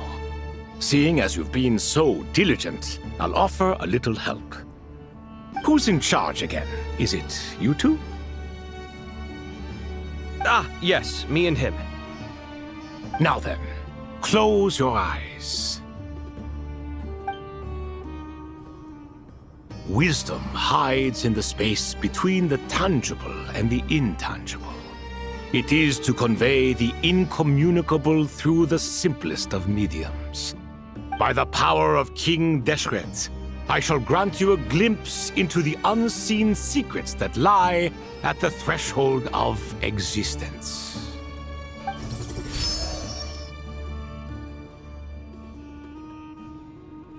Where did this come from? Is it a new mechanism? It looks more like some form of externalized information. You've rendered it visible? Just as the Akasha allows you to access a greater range of knowledge, the power of our king permits one to perceive ingenuities that do not belong to this world. This is no ordinary mechanism. It reflects the internal structure of Aru. Whether you choose to increase or decrease, keep or discard. Come, use these to achieve the outcome you desire.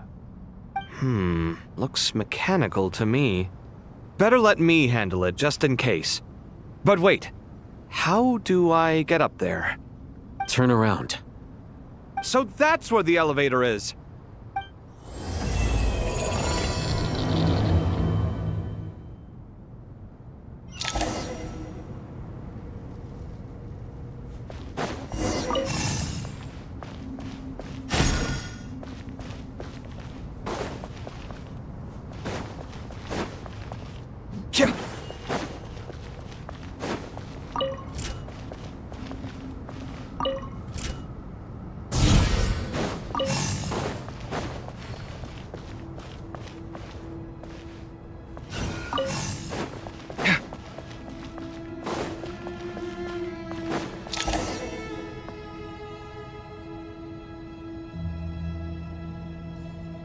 Obelisks were used to record important information in the ancient desert civilization. Hey, Al-Haytham, there's some writing here I'll need you to decipher. I've sent it to your screen. Do you see it? Got it. It's a little blurry, but I should manage. Take a look and tell me what it says. Oh, and I'll send any other similar text directly to you from now on. Let's start with this one. It's a variant of an older script. Herein lie verses written for the Yellow Sands. Looks like cultural information from the age of King Deshret. If so, I suggest you delete it. Words thrown together merely for fun. I had no idea Aru kept a record of this. Well, as long as you're certain that this is strictly private information, that's fine. It is unimportant. All right, well, I guess I'll start now.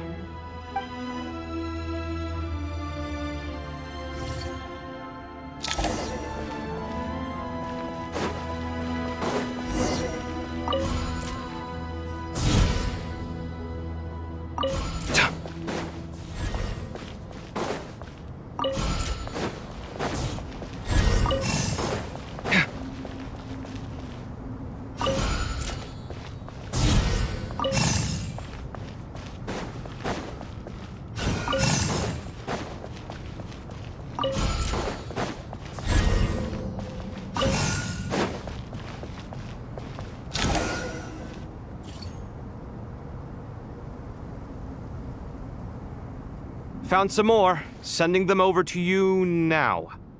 These are all reports about the Gurabad conflict. Can we delete them? I'd say so. Most of this information has already been archived anyway. What if there are details in there that Vahumana missed? What are we supposed to do if they come after us in the future? They'll just have to live with it. If we don't resolve these issues now, there won't even be an academia in the future, let alone a Vahumana Darshan. Yeah, you're right. Okay, done. There's some other similar monuments nearby. I'll check them out.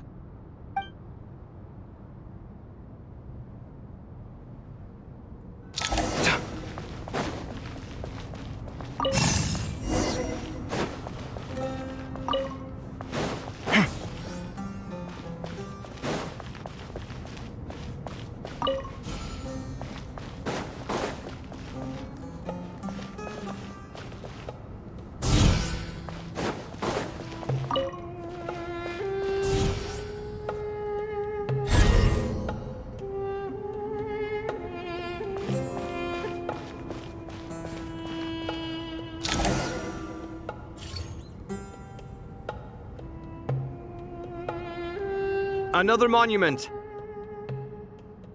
Hold on.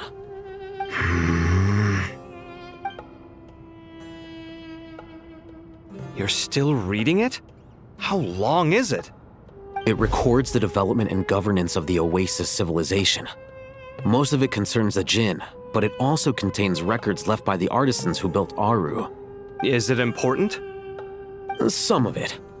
There was no way for me to read the whole thing in its entirety, so I had to rely on my intuition to pick the parts worth keeping. What about the artisans' records? What do they mention? They're speculations, mostly. For instance, they were wondering how to protect themselves if King Deshret decided to silence them after the construction of Aru was complete. Sounds like pure mythology to me. Surely that kind of thing didn't really happen. The records do emphasize that this was merely their conjecture based on various myths. Still, the artisans did leave details of their plans to survive, including blueprints for their escape route. Even that got recorded? Okay, well, I'll make a copy of this first before I delete it. Is that truly necessary? You won't be needing those. No, the blueprints are important. I want to keep them as a memento.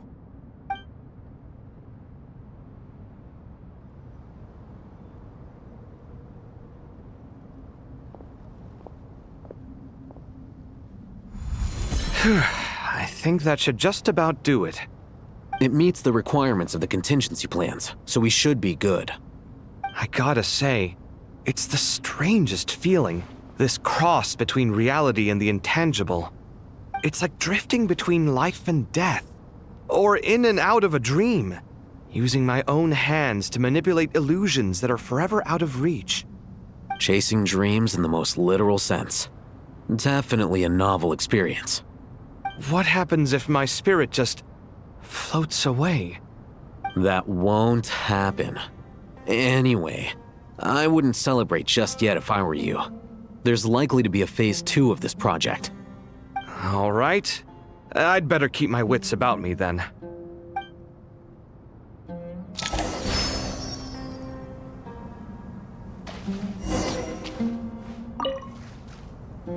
I expected that the outside world no longer respected the ancient gods, but even so, I do find the tone of these youngsters to be dreadfully impolite. It should hardly come as a surprise to you. I remember you saying the same thing last time. I assumed that was just a one-off. I did not realize it was the norm. Don't you think that young lad's matter-of-fact tone sounds familiar? It bears a rather uncanny resemblance to you, Goatee. Surely a sign that he is a man of rare intelligence. Oh. The rest of them, though, much better. The blonde-haired one, for instance. So sincere. That's the kind of kid I can respect. Oh, really? Well, what about your disciple, Nefer? She's about the furthest from sincerity that a person can get. And now you hit the crux of the issue. Thoth is spouting lies again. He cares nothing for sincerity. He likes Nefer simply because her personality is just like his. Thus, in giving his approval to Nefer, Thoth is simply validating himself. The rest is but smoke and mirrors. You have some nerve saying that. There really is no helping you two. Shut up, chess rookie. What nonsense is this? How dare you tell me to shut up? How can you engage in such banal chitter-chatter at a time like this? Aru has been opened. The glory and splendor of a bygone age is about to sweep over the earth like a flood. And you're here squabbling like petulant children. All three of you are insufferable. King Deshret was merciful, indeed, giving you a chance to be released from prison. I say, you should have been locked up for good. But Bennu, look on the bright side. Had they not been released, we would not have been awoken. Oh. You've been here this whole time. You should be scolding them along with me. I miss Hermanubis. It's not a real reunion without him here. And now you're avoiding the topic and talking to yourself. Why King Deshret designed your personality like this, I will never understand. Isn't this simply proof that our king supports my free will? Oh, look at those two rust buckets. Suddenly, you two do not seem so bad after all. Here. If being stuck together for thousands of years fosters no friendship, I cannot say what would. Naturally.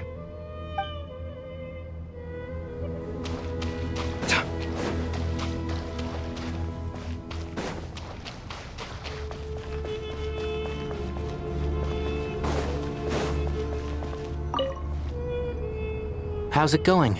Are things progressing smoothly? Well enough, I suppose. You know how it is. The work itself is only half the problem. The other half is having to work with Al-Haytham. I'm sure the feeling is mutual. Honestly, though, I thought you two had already worked things out. As if. Turns out working closely together is the best way to expose any tensions lurking beneath the surface. Besides, I just think that some people never change. Agreed. Case in point, you didn't make sure I was out of earshot before you started complaining about me. Old habits die hard. Actually, this is for your own good. Maybe if you spend a little more time listening to what other people have to say, you might actually realize that you're the problem. Naivete is another old habit of yours. I had assumed that you both volunteered for this project like us forest rangers. But now I'm getting the sense that wasn't the case. Definitely not. We were assigned to it by Lesser Lord Kusanali and Nephis. As much as I'd love to be doing normal work for normal clients, these Titan projects are all that's on offer right now. Though I'm sure they wouldn't be roping us in if they had any better options. Just goes to show how short-staffed the academia really is. I'm sure you've prepared yourself mentally, but I still feel the need to advise you to lower your expectations. It might make the process of working together a little less intolerable. I know! Same to you! But if you already understood that, you should also know not to say the quiet part out loud. Why don't you come help me with my forest patrols? Might help you avoid any further disagreements. Good suggestion, but unfortunately, differences of opinion will always exist. Changing the nature of the work won't get rid of them. For once, I actually agree. There is zero chance of us ever resolving our differences. Zero! But even so, the work must be done. Care for some coffee? I'm glad to see you making progress. Don't act so smug! It'd be nice if you made some too! I feel like even I've made some progress today. In the past, I never would have dared to try and mediate a conflict between you two while you're both right there in front of me. Apologizing probably makes it sound like I'm in the wrong, but I'm sorry. I was just kidding. Truth be told, I don't have any work to do at the moment, so I'm just here to kill some time. How's Kale? She's studying with Nicole. I'm not sure how she's getting along, but she seems to be in good spirits at least. I wouldn't worry. Angelic affairs are probably above your pay grade anyway. I know what you mean, but Cyno and I are still a little concerned for her. He said he'd go keep Kale company after he's finished training the mercenaries. I'm planning to join them myself shortly. Kale will be okay. Have faith in her. Even we can see how much more confident and outgoing she's become in these past few years. Thanks to you and Cyno being there for her and providing guidance every step of the way, she can finally stand on her own 2 feet. On her own 2 feet? Does it feel bittersweet? Watching the younger generation grow up and move on? No, not yet, at least. I was just thinking, I wish there was more I could do for everyone. She'll be fine. Yeah, she will. Just try to relax.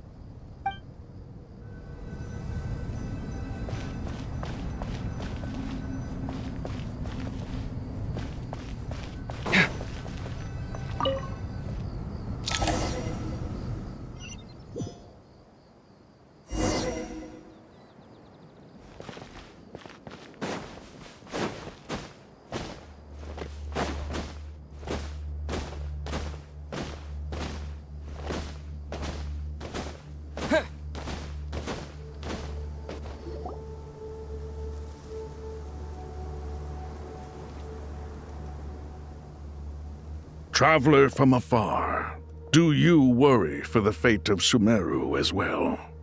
Whoa! It's so big the Crocodile King! Greetings, Crocodile King.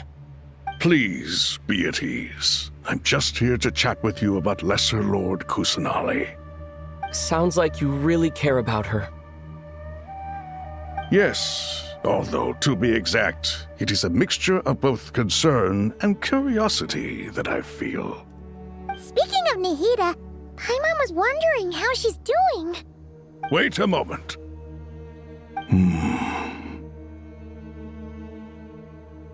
What is it? I tried calling out to a pep, but there was no response. This can only mean that she is focusing all her energy on taking care of Lesser Lord Kusanali. All the gods who served King Deshret seemed super surprised to hear that a pep agreed to help Nihida. Guessing she made a bad impression on you or something. Are you aware of the history between her and our king? Then you are learned indeed. I'm glad to know that Sumeru has the support of someone like you. At the end of his life, King Deshret tricked the Dendro Dragon into swallowing him whole, leaving her to bear the torment of his sins. The Dendro Dragon despised King Deshret, yet he outwitted her. Rather than bringing disaster to the land, he chose to deceive her and thereby ensure his annihilation. An act that surely displays his love for humanity. The Dendro Dragon stands for the glory of a bygone era. She hated Al-Ahmar and what he represented. All the gods, all the power they wielded. And so, her willingness to help the Dendro Archon through this crisis comes as a great surprise indeed. It makes one wonder whether, perhaps, the Dendro Archon assisted her in the past. Yep, Nahida did her a huge favor.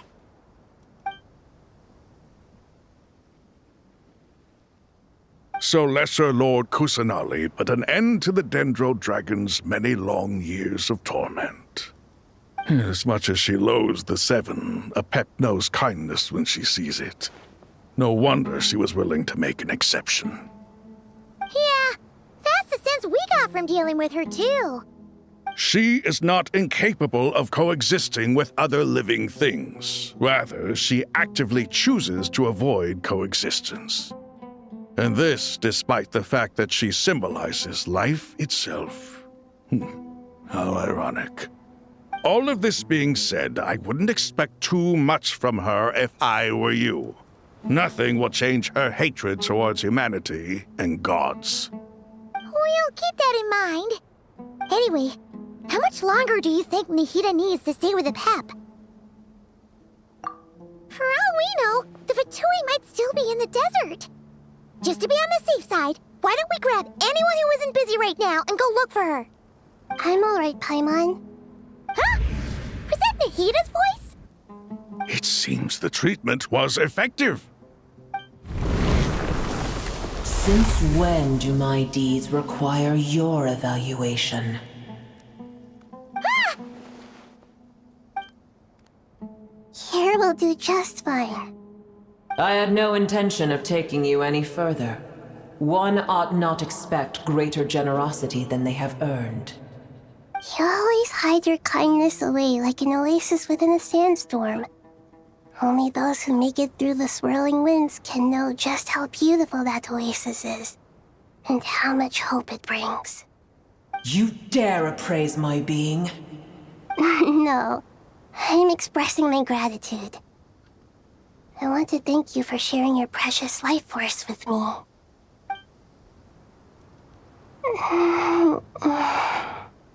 Awake already? You are more resilient than I thought. Pep. I feel much better. Thank you. Gods and their gratitude mean little to me. I would rather you give me your assurance that the situation with Irminsul and Sumeru's ley lines will be competently managed. If I suffer any ill effects from the ley lines, you, as the god of this land, will be held responsible. And you would not enjoy being held to account by me. I understand what you require, but I would assume this task even if you did not demand it. Sumeru is my responsibility. I must resume my duties as soon as possible. A farcical notion. God of Sumeru, I hope you realize how unextraordinary your strength is. And yet, maybe it is precisely what defines me. A god of wisdom is not meant to rule by force. Then hold steady. We go forth. Well, I'll be. Is that a pep? Do my eyes deceive me? Of all places, the Dendro Dragon has decided to visit the mausoleum of King Deshret? I see that after all this time, Al-Ahmar's menagerie of ministers remain as vile as ever. It's a pleasure, Dendro Dragon. Had you arrived but a little sooner, you might have attended a meeting of the Seven Pillars. What a nauseating thought. You are not the first insects I have had the displeasure of dealing with today. A swarm of them tugged on my tail on my way over. Goodness knows what hovels they crawled from. Why do all the creatures of this world remain so lowly after all this time? What did you do with them? I cast them away. What would you have me do? Keep them as trinkets? Boer, this is where we shall part ways. To be clear, I do not wish to see you or anyone else here ever again, unless absolutely necessary. Then I wish you peace as you return to your dwelling place. It matters not to me. Simply refrain from bothering me again.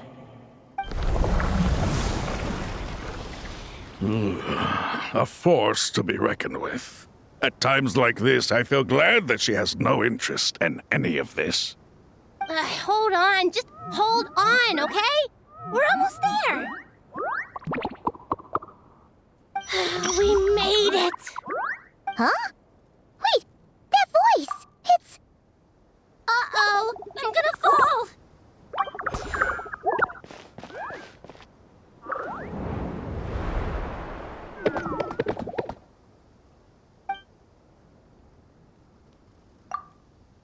Well, that's a relief. A pair of safe hands indeed. The Dendro Archon's familiars.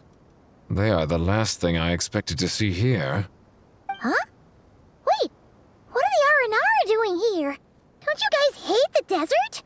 Obviously I was worried about the Dendro Archon. I've been supporting them with my Pari powers the whole way here. Oh, you seem pretty nervous. Is it because there are too many people around? Not just people. It's all these non-human beings, too. It's hard on them. I can't believe you made such a long and dangerous journey just for my sake. I appreciate your support so much. Thank you all. I'll have to ask everyone to wait while I help our new arrival settle in. Once I'm done, I'll gather everyone to discuss our next steps. Traveler, Paimon, shall we find a place for our friends to stay? Awesome! Let's go! Well, first I have some questions.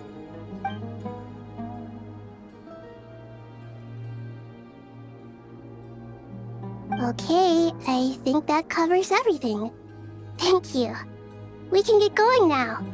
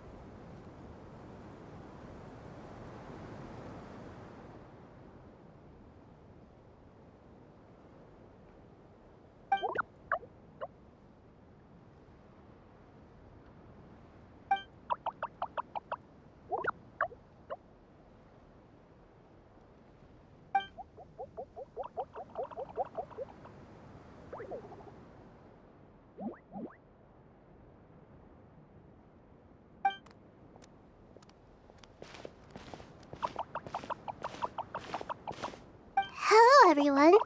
It's only us.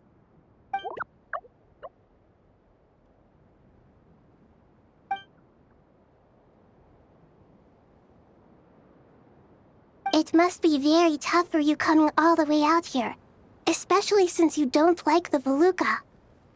Is everyone back in Vanarana doing well?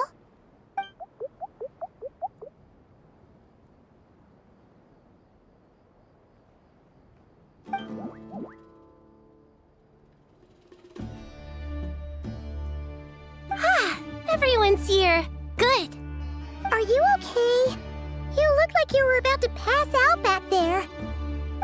Then you're forgetting who I am. Don't underestimate me.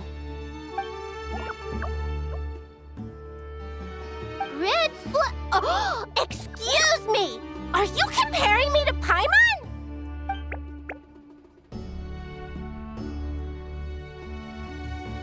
I suppose everyone is gathered here because of me.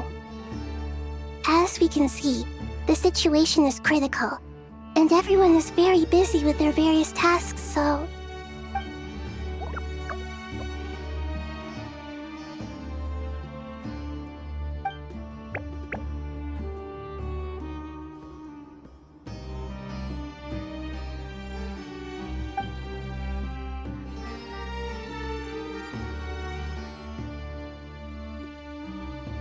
I can't thank you enough.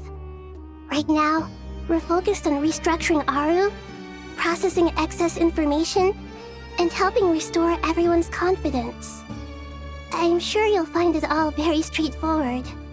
I can help too! Just let me know where I'm needed.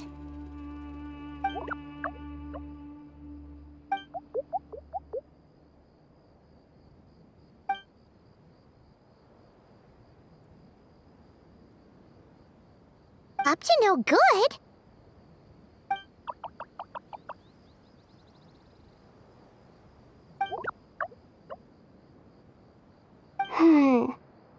That definitely sounds suspicious.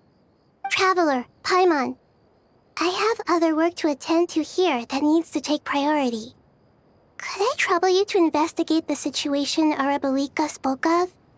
No problem. Leave it to us. Thank you. I'm counting on you.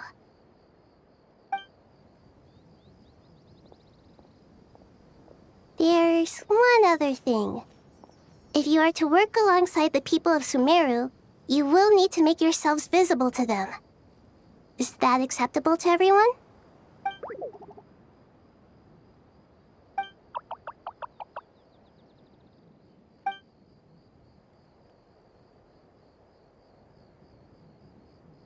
There's nothing to fear. No one here will hurt you. But if you do feel afraid, don't worry. Just call my name and I'll be there. Very well. Now, I shall bestow a small blessing upon you all. Whenever people see you and interact with you, from the moment their gaze meets yours, they will experience the most beautiful of dreams.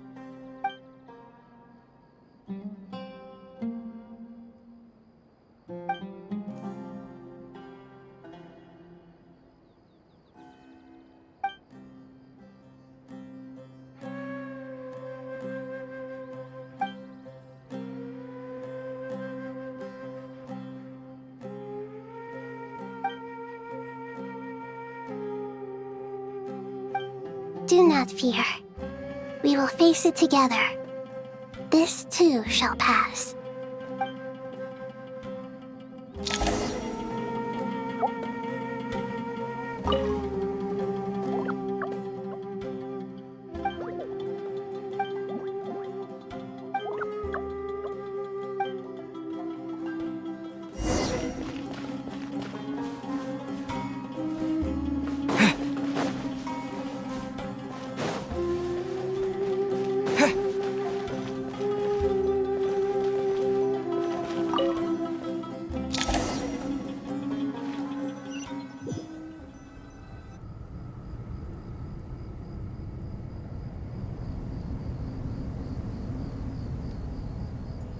Everyone's here. Wonderful. Dendro Archon, you're back. Are you recovering all right? You mustn't push yourself too hard. I'm doing very well. Thank you for your concern.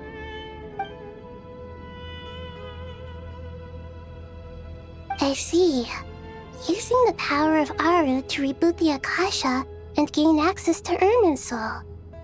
It's a sound plan, although... I regret to be the bearer of bad news, but with the state that Irminsul is currently in, it's impossible to access via traditional means. Even the Akasha won't change that. Alas, we had feared this may be the case. And what about non-traditional means? Non-traditional means? Are you saying... Desperate times call for new measures.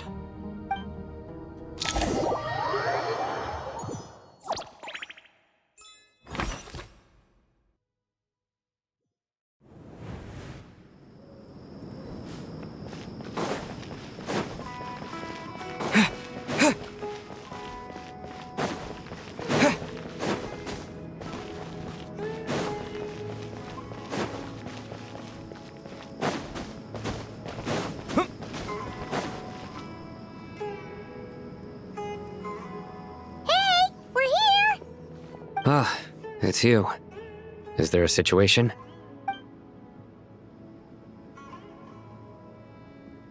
The Aranara have good intuition when it comes to people. In other words, there may well be a traitor among us. Given everything that's going on, I'd be more surprised if there wasn't. Miss Nefer, as a professional intelligence broker, I trust you have a solution? Not one that I'm willing to volunteer. What's in it for me? Let's say I'll treat this as a pilot project aimed at expanding your intelligence operations. Whatever business you're in, an avenue to demonstrate your abilities could never hurt. I like the sound of that. Glad we're on the same page. Given that you rarely set foot in Sumeru, practically no one at Caravan Rebot knows who you are. I take it you've read the files on everyone in the area? Yes. I also skimmed the list of evacuees, and am more or less up to date on where everyone stands. Any initial suspects? Limiting the scopes to males whose recent activity could be viewed as suspicious. I've identified 3 names. The Aranara saw 2 people talking, but currently we only have 1 suspect. The other person was probably just a messenger, and in all likelihood has already left Caravan Rebot. Everyone is heading for the desert per the evacuation order. Anyone willing to turn back at this stage is almost certainly with the Fatui. There's no way it was a spur-of-the-moment decision to act at a time like this. This spy must have been planted long ago. We need to smoke him out from wherever he's hiding. Sounds like you have the beginnings of a plan.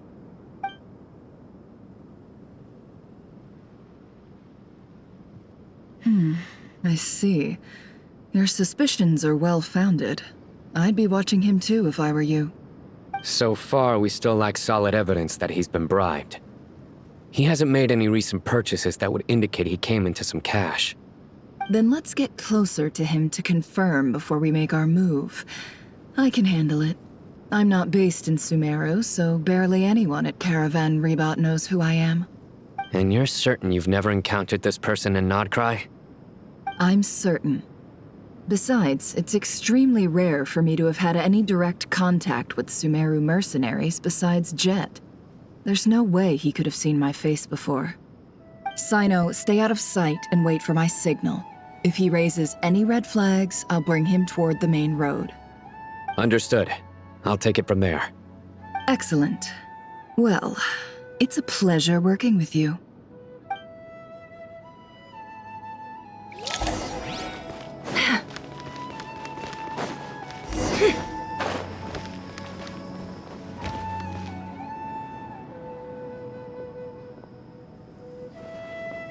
Darker skin, scars, frequents the desert and has ample combat experience.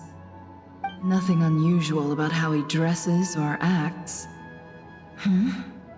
What's that he's looking at? A coin. Interesting. Could that be how his contact paid him? Conveniently discreet for someone trying to hide any unexplained income. And yet it could be highly valuable. Sorry to bother you. Has everyone here already left? I don't suppose you happen to see a lady wearing a hat? Ma'am, what are you doing in Caravan Rebot all by yourself? The main group evacuated some time ago. Didn't you pass them on the road? My friend and I lost some of our cargo along the way. I didn't want to miss out on potential business, so I told her to go on ahead and meet the client while I retraced our steps. I didn't think it would be so late by the time I found it. And then there was a terrible sandstorm. I guess I must have taken a wrong turn, because I didn't see any large groups on my way here. Forgive me for asking, but just to be on the safe side, could you describe this friend of yours? Sure. She has blonde hair, and she was wearing a hat and a white dress. You'd definitely know if you'd seen her. Yes, I think that does ring a bell. Ah, my apologies. During this exceptional time, the Core of 30 are under orders to be extra cautious when dealing with unknown people, whoever they might be. I understand. Well, sir, is there anything else you need to know? If not, I'd better try and catch up with them. Hey, wait! They left a good while ago now. You'll never catch up with them on your own. Why don't I give you a ride? I'm here to collect the last few people anyway. We have plenty of carts, so one more won't be a problem. That would be amazing. Traveling with a group will be much safer. I'll have to pay you for your trouble. Hey, let's not worry about the money for now. Wait here a moment. Once I'm done packing up, I'll take you to join the rest of the group. All right, thanks. Let me know if you need a hand carrying anything. No need for that. I'm strong enough for both of us. Okay. Well, I wish there was some way I could repay you. Guess it's my lucky day, running into someone who knows what they're doing here. You might have just saved my life, you know? You're not wrong there. I mean, what kind of cargo is so important that it's worth risking your life to get back? I hope for your sake that it's priceless. Actually, I suppose I can tell you, since you've been such a big help.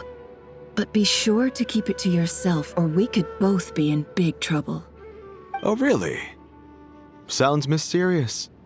We're in the antiques business. You understand? Some of our goods aren't acquired through the most legitimate means. We have to be very discreet when we're selling them. That's why I had to go looking for the missing cargo alone. Ah, no wonder. Well, ma'am, in that case, it turns out that maybe there is something you could do for me. I'm all ears. But to be clear, our commission isn't cheap. Think carefully before you ask. We don't want to ruin our relationship before we even hit the road. I'm sure that won't be a problem. My issue is, I have something that's a little difficult to sell on as well. Take a look at this.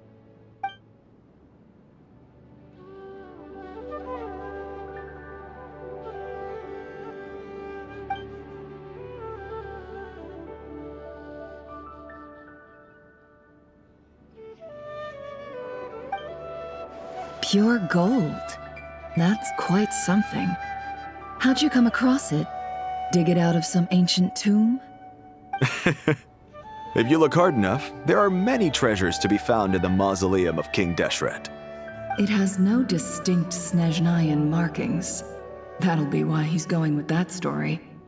And he clearly doesn't want to arouse suspicion, so he's on the lookout for an opportunity to make a quiet trade. Surely you have an existing business partner. Won't they take it off your hands? I hope I won't be attracting the wrath of my competitors by helping you sell this. The shop I used to work with is having cash flow issues at the moment after losing some money. I'm under enough pressure as it is without having to deal with them. On the off chance anything went wrong, I'd never get my money back. I understand. Gold is the last thing that traders with cash flow problems want to see. Well, in that case, I think we can work something out. As it happens, I'm just about done packing. Shall we make a move? Sure. Let's walk and talk. This evacuation was a huge operation. They needed a few people to stay behind and tie up loose ends. And I ended up being one of them. You're lucky you ran into us in time. I certainly am. I don't know how this happened. One thing led to another, and look how it ended up. I just hope our client doesn't get spooked and cancel their order. Fingers crossed. But either way, life goes on, and we all have to make a living somehow.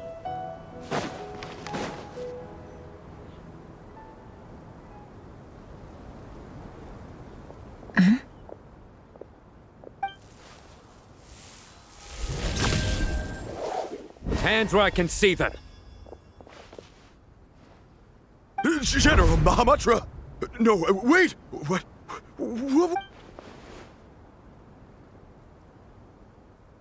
This is the coin? Good. Sadly, you won't have the chance to spend it. Nicely done. Looks like Sumeru's Matra are a well-oiled machine nowadays. Unmarked gold coins are quite difficult to trace. Thanks to you, we have secured the evidence. Here's what's gonna happen.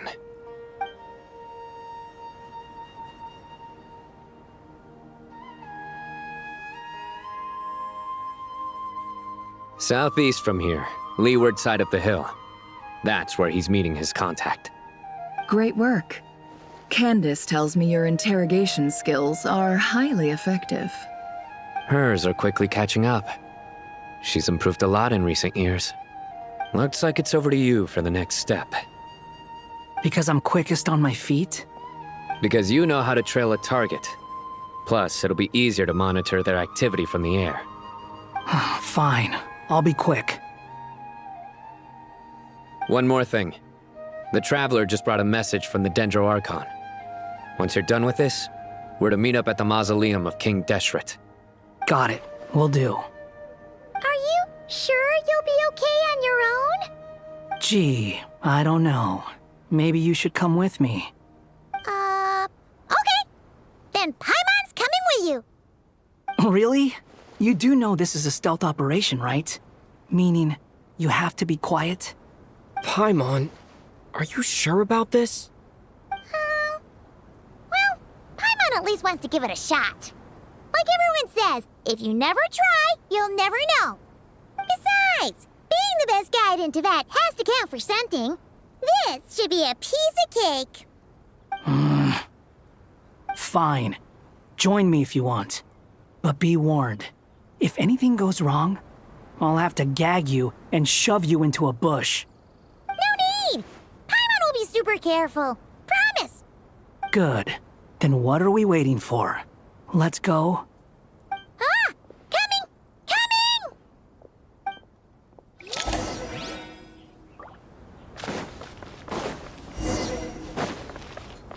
Behold!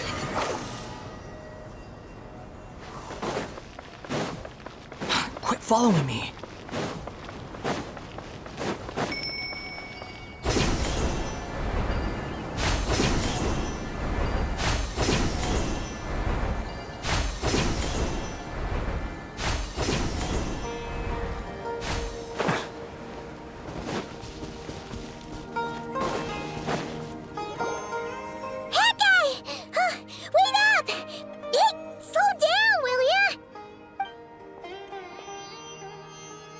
We're here. Now we wait. Okay, yeah, cool. Cool. What's on your mind, Paimon? Huh? Oh, nothing? I thought all you cared about besides being a guide was food and sleep. Why the sudden urge to go on a dangerous mission? What's that supposed to mean? Paimon's been on plenty of dangerous missions before. But never on your own. You hardly ever leave the Traveler's side. Just saying. I'm kind of at loose ends right now. So if you did want to share, I suppose I'd have to listen. If not, suit yourself. Makes no difference to me. Hat guy? Do you think Paimon is useless? What? Where's that coming from? When we were in Notcry, Paimon suddenly realized something. Even though Paimon's with the Traveler every single day, whenever we face real danger, she can't do anything to help. Paimon doesn't get like this very often. She just got really scared when the Traveler got kidnapped that time. What if he never came back? What would Paimon do then?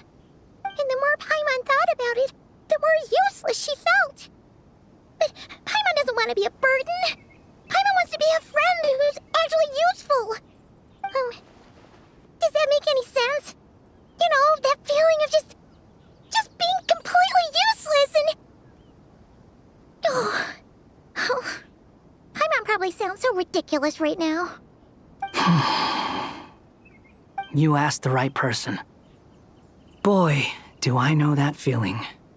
Oh, that guy. I'm not gonna try and encourage you. What I will say is this. When you start doubting yourself, you have two choices. Give up, or change. You have to make the decision to move forward. Otherwise, no amount of consultation from other people is gonna help you. So ask yourself, what do you want? To get stronger? To learn more? Whatever it is, go do it. You won't have any regrets if you can at least say that you tried. Oh. Alright. Something's not right. Shouldn't they be here by now? Paimon, is it just me? Or is it a little too quiet around here? Should Paimon take a look? We'll give it another hour. If nothing happens, we head back. Okay.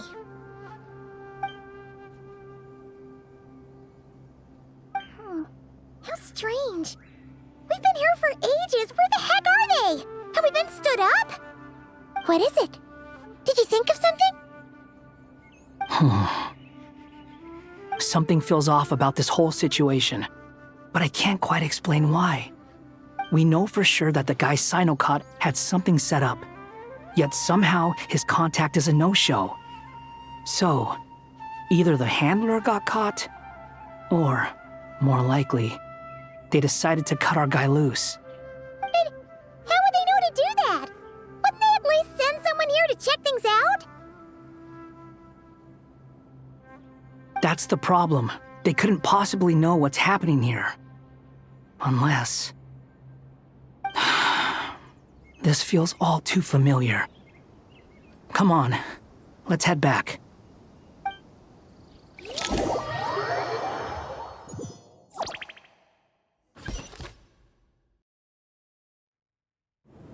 Even though this isn't a formal meeting, I'd still like to start by saying how grateful I am to each and every one of you. Thank you all for coming here and standing by our side. Shesipank and Bennu are currently assisting the scholars with the maintenance of Aru. Please forgive their absence. As for Hermanubis, may he rest in peace. We remember him with great fondness. There have been times when I imagined what it might be like to meet you all. Now that it's really happening, I feel quite emotional. Time has taken many things away, but that which remains is all the more resilient. I must say, there is one thing that rather surprises me. You appear to be in good spirits, Lesser Lord Kusanali. But even so, I can sense that the life force given to you by the Dendral Dragon has far from fully resolved the problem of your vitality. Oh no! So even Apep's power didn't work? Don't worry, Paimon. It worked very well indeed. The issue is how closely I am tied to Irminsul. Until the problem with it is resolved, there is no way I can fully recover. Sumeru has undergone tremendous changes during your absence. When gods pass away, inevitably, people's faith in them grows weaker. You must have sensed it already. Your power is not what it once was. Regrettably, this is true. I too have grown weaker due to the effects of Irminsul. Right now, we're all in quite a sorry state. Then what do you suggest? We take all the help we can get. Sumeru is our shared home. You and I, gods and humans alike. We must unite all our strength in this moment. Though Al-Ahmar is no longer with us, the alliance between the three gods remains in force. Regardless, as subjects of our king, we have a responsibility to support Sumeru through this catastrophe. Not to mention that it was the people of Sumeru who released us from this prison of Aru. Times have changed, and the people of today possess greater wisdom than those of the past. You really know how to give a rousing speech, Koti. Now then, let us learn more about your plan. The brightest minds of the Sumeru Academia are busy opening and renovating Aru. They claim it has something to do with Irminsul? Correct. Irminsul has existed in Teyvat since the very beginning. But during the Age of the Dragons, it did not possess the significance it holds today. After the heavenly principles arrived, the power of the light realm was divided into elemental energy, and Irminsul was refashioned as a device that records and preserves all information. Since then, everything in this world has been inextricably linked to it. As the Dendro Archon, I have a duty to protect Irminsul. To Sumeru, it is both a national treasure and undeniably a major threat. Teyvat has seen many upheavals in the last few years. The most recent of these was a major crisis in Notcry, which forced Sumeru to be even more vigilant than usual. I made sure to monitor all the pathways through which an outsider could potentially transmit themselves into Irminsul. But despite my efforts, a major problem still arose within. I still believe that someone has actively invaded Irminsul. But rather than taking any of the pathways I referred to, the intruder chose instead to utilize the most direct route, and the only one that cannot be protected against, by entering Irminsul through death. I see what you mean. You cannot simply stop all deceased souls from returning to the ley lines because of a potential invasion that could occur at any time. That's right. As important as it is to guard against external threats, I couldn't allow myself to stop the souls of the departed from finding peace. Please, understand how difficult this predicament was for the Dendro Archon. Defense has never been an easy task. After Irminsul was invaded, my authority was quickly restricted. Soon after that, the tree began denying access to any connections. I'm sure you feel responsible, but you are not to blame. No one can predict every possible disaster. There will always be trials and tribulations for the world to endure. But the people of Sumeru should not have to endure this. We must find a way to break through the lockdown and connect to Irminsul. And this is why you need Aru. Yes. The only thing in Sumeru capable of rivaling Irminsul in terms of overall function and performance is Al-Akhmar's legacy, Aru. All I managed to do before falling into a coma was make some minor adjustments to Irminsul. Using Aru is a last resort, and a move that comes with enormous risks. The Scholar's initial plan was to borrow Aru's power to reboot the Akasha, then use the Akasha to connect to Irminsul and investigate. Unfortunately, Irminsul has suffered far greater damage than they first thought, rendering that plan futile. To rise to the challenge, we had to resort to more extreme and far costlier means. This has led to a number of new contingency plans. To reclaim Irminsul, her brightest scholars have made further modifications to Aru with multiple goals in mind. I thank you all for giving them your blessing in this endeavor. Human wisdom has clearly improved over the millennia. You have not only our support, but that of the Jinn, the Aranara, and the Pari. Together, we will do everything in our power to save Irminsul. By the way, when you spoke earlier of an intruder, it almost sounded as if you knew who you were dealing with and what they were capable of. Well, since you ask...